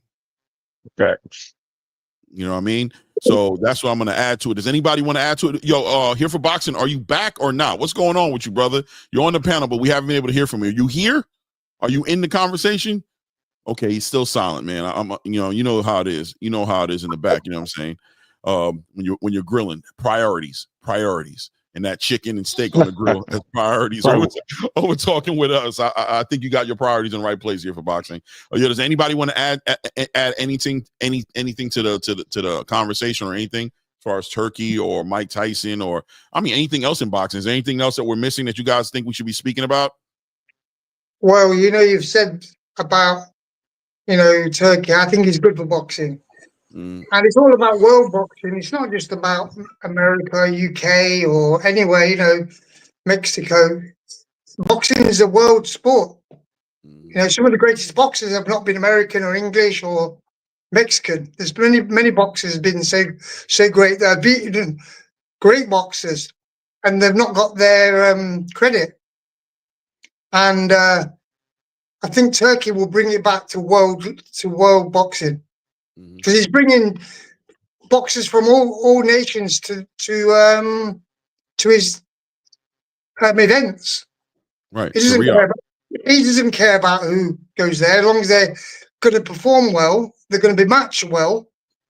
And the decent boxers or very good boxer or the best fighting the best. I think that's all he cares about, really. 100%. If he could get Canelo and Crawford, he would do it. No doubt. I mean, he got Usyk and Fury. Yeah. So if he can do that, what else can't he do? Yeah, he's making acquisitions too. He's showing interest in Monster Inoue. He's put 19.7 million in that man's bank account to do something great with him next year. He's shown interest in Bam Rodriguez. He's showing interest in Boots Ennis. He's showing interest in a lot of fighters, and he's trying to get the best. He's very picky about the fighters that he's investing his time into, and it's going to make the sport bigger, man. I'm excited, man. Ray, you about to say something, I think, right? Yeah, I was going to tap in with you. I was going to say even lack of the two Ferraris, he's showing interest in that gentleman too. He's showing interest in all the top fighters in boxing. He wants to create the best fights. He wants to put these guys in the rings with challenges. He doesn't want to just see guys just fighting whoever's on this card or whoever here. And he works with the sanctions. If there's a mandatory, he kind of get those things moved out the way. I mean, I don't know if it's money talking or it's just, they think that it's good for boxing as well to see these great fights. But no one would have ever seen a style like Jared Anderson fight Bukoli. And I think that's one of the greatest takebacks of this year. If not one of the best fights I've seen. And I don't mean in the sense of it being competitive. I'm saying as we've seen as a boxer underdeveloped and getting these fights that were not being able to be ready for big moments like that. He's been fighting in the backyard, I would say, not literally, but he's fighting in the backyard all these days, and he's just fighting whoever they put in front of him from Walmart, Home Depot, train station, and McDonald's parking lot. Every morning he picks him up in his pickup truck and fights him.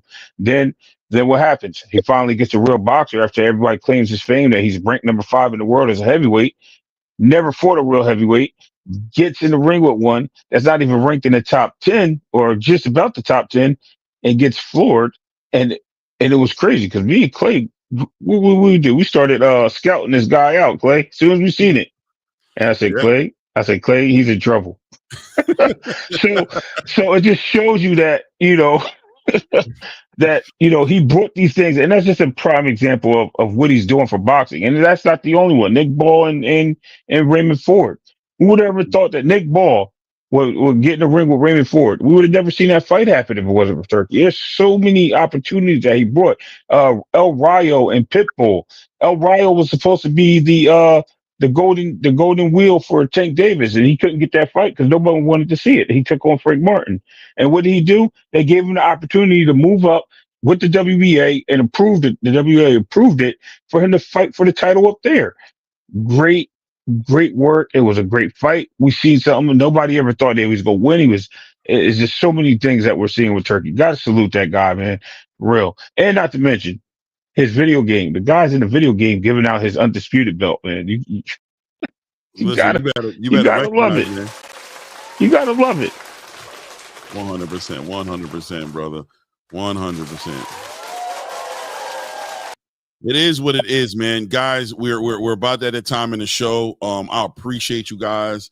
I'm gonna have that Mickey Mouse song playing on here. No, I'll get copyrighted. Now it's time to say goodbye to all my company.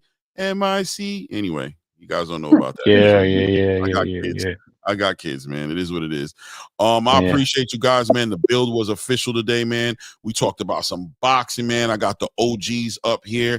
I really starting to get used to you guys getting up here. It's gonna be horrible if I don't see you guys up here more regularly because I'm getting used to it. And you guys might be sending me with the Turki Alalshikh right now, playing with your little toy and then put it down and go away. I don't know. Hope you guys don't do that. But appreciate you guys showing up here. Echo always been here. Echo been supporting this channel and what we've been doing. We only had like 10 people in the chat, man. He always gave us that opportunity to speak, and he was. Right. I think he had the cautious eye because there were other people who were kind of tainting the water, making it muddy. He's like, let me see what these guys are really talking about. But I think at this point, he's like, you know what? I like what you guys are doing. He's helping push it forward. Shout out to Bruce Gass, who stepped in real quick, gave us about 15-20 minutes of his time. He had to get to his lunch. Shout out to his wife for allowing him to build on the platform with us. She was in the background definitely getting it all together. And as soon as it was ready, she was like, Bruce, yeah, wrap that up. I didn't just make this for you to look at it. So Bruce went and had it. Bruce went ahead and had his lunch. I appreciated him being on a platform. Shout out to Coach Eddie, bringing that perspective to the space as well. And it was interesting. And I'll end it also by saying that I've always noticed like the Teddy Atlases, the guys who've been here era to era to era who are supportive of Turkey, right? You see like more of the new age casual boxing fan kind of being very resistant to what Turkey's doing. But anybody who's seen boxing evolve, who's been here for generation to generation, era to era of boxing, they all support this this movement. And I think that kind of speaks volumes, right? So people who aren't so short-sighted kind of see the bigger picture, and the people who are more part of this new era of person that is all about instant gratification, who can't see past their nose, who just sees things for what they are right in front of their face and can't see down the road at this as to whether or not this is positive or negative, seem to really be resisting on what Turkey's doing. But the legends are there, and they know what they like, and they know what they see because they've seen boxing at its lowest. They see it today. They've seen it at where they believe it was its highest, and they think this is the closest thing to the real thing happening right now with Turki Alalshikh, the Roberto Durans, the Roy Jones, the Teddy Atlases, you go down the list, the Sugar Ray Leonards, all the people who come out to these events. When you hear them speaking about how they feel after the event, they're all saying around the same thing. This is amazing. This is intense. This is what boxing needs. Man, the amount of investment into the promotion, the marketing, the trailers that this guy's putting out for these fighters to build up the fights, the video games. I mean, movie level, epic movie trailer level marketing getting put behind this sport. That's what the sport deserves after all these years being one of the most oldest forms of pugilism, you know what I'm saying, in the space that we can think of. When you got people like Echo up in here speaking about boxing in 1918, 1920, you know what I'm saying, telling you where this sport began at.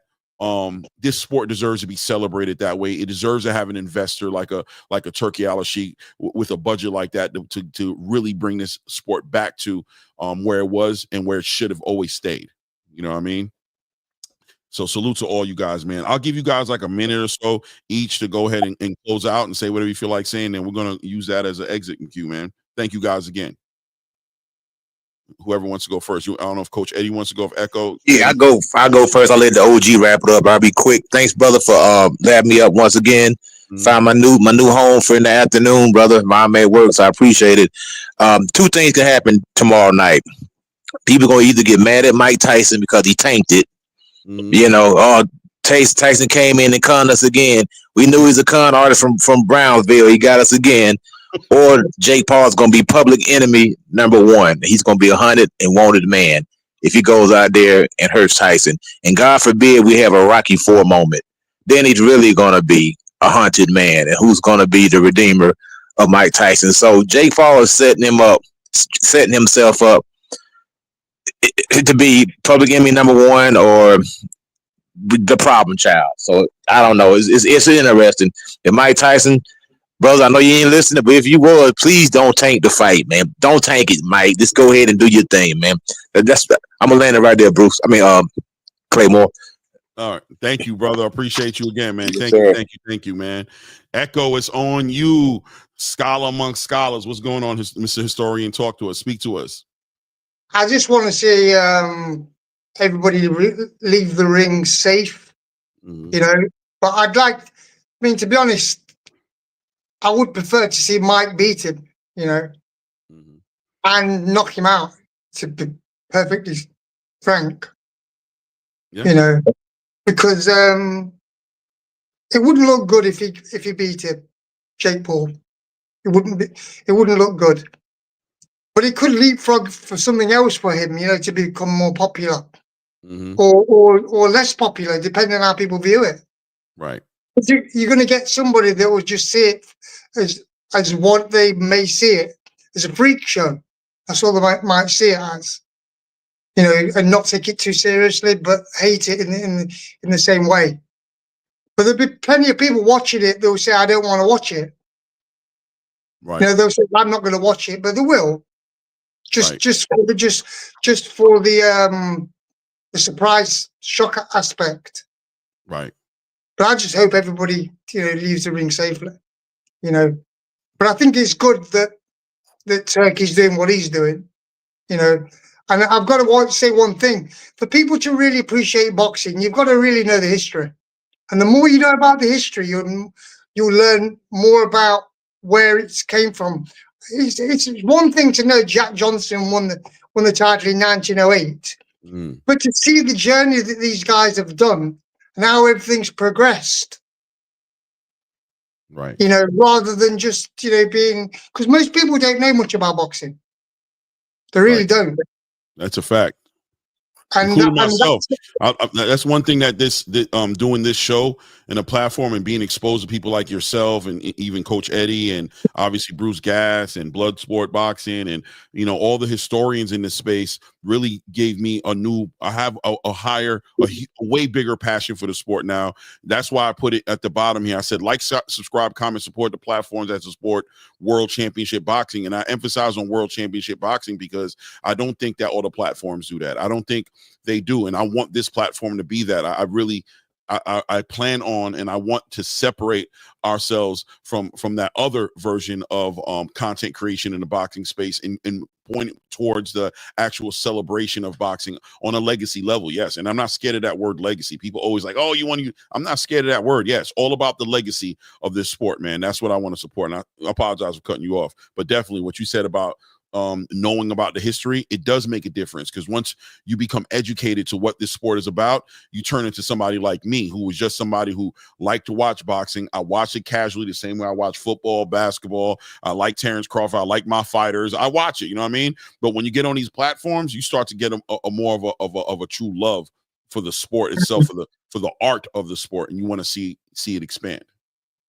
And as I was just thinking when you were saying that, there's so many great boxers that are unknown. I mean, if I mention two boxers now, probably nobody listening on here would know. Kausar Galaxy. Don't know. Anybody know who he is? Anybody? Nope.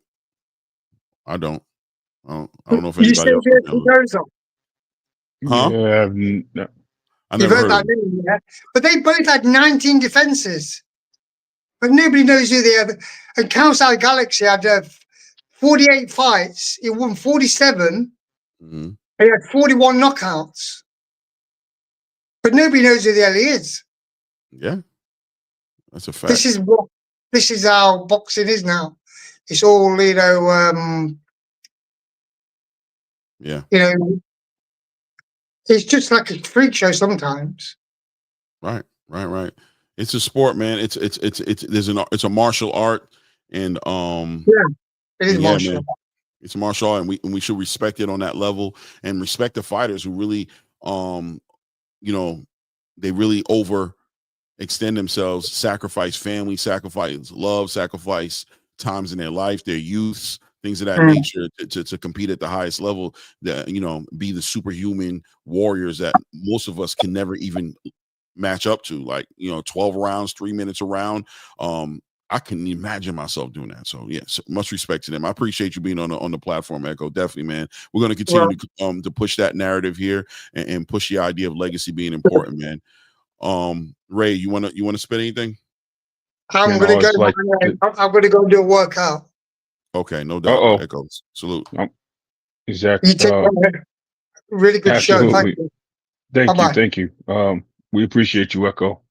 Yeah, I just want to, like I said, I just want to thank everyone, as I always do, for being in the building. Thank everyone that left the super chat today. Thank everyone that hit the like button. If you haven't, please do so. Thank you just for showing up and chilling with us. You know what I mean? Thank you for your opinions, your pushbacks, and all that things. This is what boxing's about. This is what every conversation is about. It's supposed to be about this. If you want to know what the true meaning of a debate is, some of the pushback we got today. It was great. It was fun. I love it. I think that what we got coming up this weekend is an anomaly, and the fact that Mike Tyson's in the ring at 60 years old, and almost 60 rather, about to fight a young guy who's hungry, and when I say hungry for attention, a lot of people don't like him for that reason. I think I see the reasons of him doing it. Like I said, I like to give him a little bit of praise of trying to bring the sport back because of the way he moves with the people in boxing that are like real professional boxers. I know he is registered. Just to shine light onto that, especially his platform of MVP with the prospects that he builds up. The guy, as much as I disliked Jake Paul 2 years ago, I actually started growing a little likeness to him for his promotional purposes. I do want to say that I do like what he's doing. I think he's going to create more than just his nonsense of boxing. I do think he entertains us for that purpose. He just wants to be a boxer so bad that he just does it. But I think we're going to start seeing him doing more of the suit and tie thing. And I think that's what we need. We need another guy in the game. We need somebody else to shine up. And the fact that he's doing it from over here, it just puts more eyes on boxing from this side of the world. And he's a great star. He's a big star across the globe due to YouTube. He has a lot of followings, and he brings those guys in every time he fights. I just have to tell you, when I was coaching Little League and this guy had a fight, that's all you hear the kids talk about is Jake Paul fight. And I'm laughing. I'm like, you guys don't know nothing about boxing. He thinks he's going to win. You think he'll ever beat Tyson? And I'm laughing. And I'm laughing at this stuff, Clay. And I'm like, man, Tyson will mop the floor with this guy. You know, I know what Tyson can do. They don't. But like someone mentioned earlier, this is the exposure to the younger generation.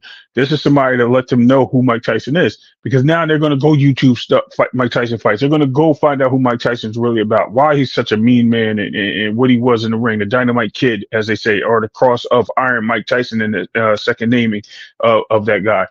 This is what we're going to find out. And this is what's going to happen in boxing. This is what's going to be brought forward. Now, I'm not saying I agree of it being a real fight. I'd rather see the exhibition side of it. I'd rather see the safe side of it. I'd rather see the growth just for the fighters that are on the undercards. I want to see that. Those are the fights I want to see, because those are the real fights that are going to be meaningful. This fight here probably ends in a draw, probably ends in a decision, maybe a majority decision going one way or the other, split decision, however we see it. But it's for entertainment purposes. This is just to say, hey, we wish Mike would knock him out because we don't like him, and to say, hey, he better not knock Mike out because we don't like him. So this is just one of those double-edged swords, like I said. You know what I mean? Catch-22. Jake knows the business, and I think he knows the popularity of Mike Tyson. I don't think he goes in there and does this. I just think it becomes a nice event for the other fighters, and it's just a way to get exposure out to boxing, guys. And that's all I think it is at the end of the day. Let's not hang our hats all on that and be hateful towards the event. Let's just enjoy it, and let's see where it takes us, and let's talk about it the next day. No doubt, no doubt. Armor Plate said, you guys never read my comments, so I pulled up a comment from him. We be reading your comments. Armor Plate, I don't know if you're being sarcastic or not, you know what I mean, at times. Salute to you, you know what I mean, in that interesting picture you have next to your name.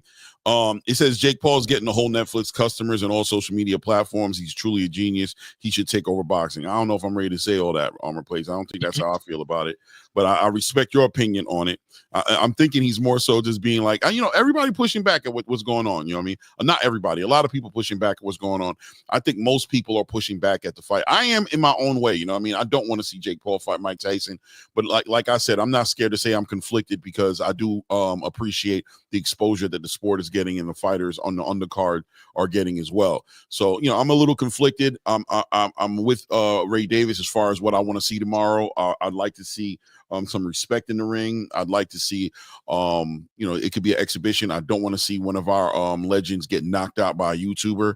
That's not something I want to see, but we'll see tomorrow night, and we'll talk about it after the fight, and hopefully the event goes the right way and ushers in a new era for Netflix, and that turns into and manifests into opportunities for a lot of fighters in the space, right?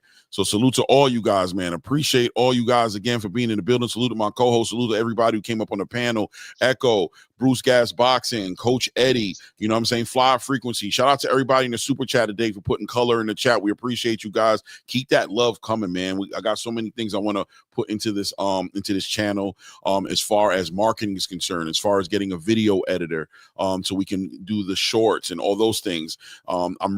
That's what I'm focusing my energy on investing into this channel for it to get to where it needs to be. So all those super chats, all that color, all that love, that's what it goes to, guys. Dead ass. I got a job. My money, I don't have that issue. I'm not going to act like I do, because I don't. You know what I'm saying? But this channel needs that type of love and that type of investment from the viewers, from the subscribers, to help push it where it needs to be, so that we can have these conversations on the biggest platforms, hundreds of people in the chat, and help to continue, hopefully be part of the reason why boxing goes to its greatest form, World Championship Boxing. Thank you guys, man. Yeah, and on that note, love you guys, man. You know what it is. It's your boy Rain. It's your boy Ray Davis. It's at ATP Combat Media Show. And at this point, we out. Yeah.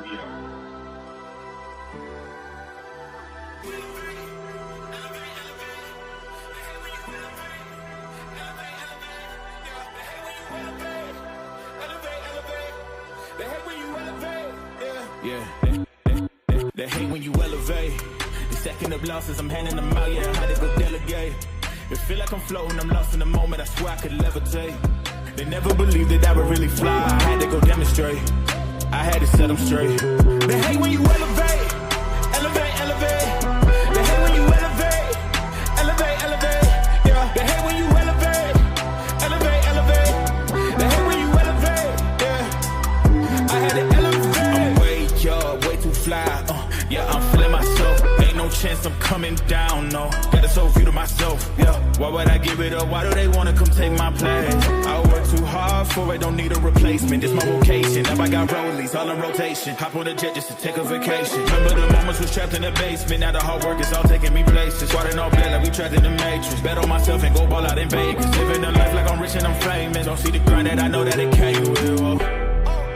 I ain't make it this far for myself, yeah. I had to prove to everybody else. I had to set them straight, yeah. I had to ball, so I had to renovate. I know they hate when you elevate. The second of losses, I'm handing them out, yeah. I had to go delegate. It feel like I'm floating, I'm lost in the moment. I swear I could levitate. They never believed that I would really fly. I had to go demonstrate. I had to set them straight. They hate when you elevate.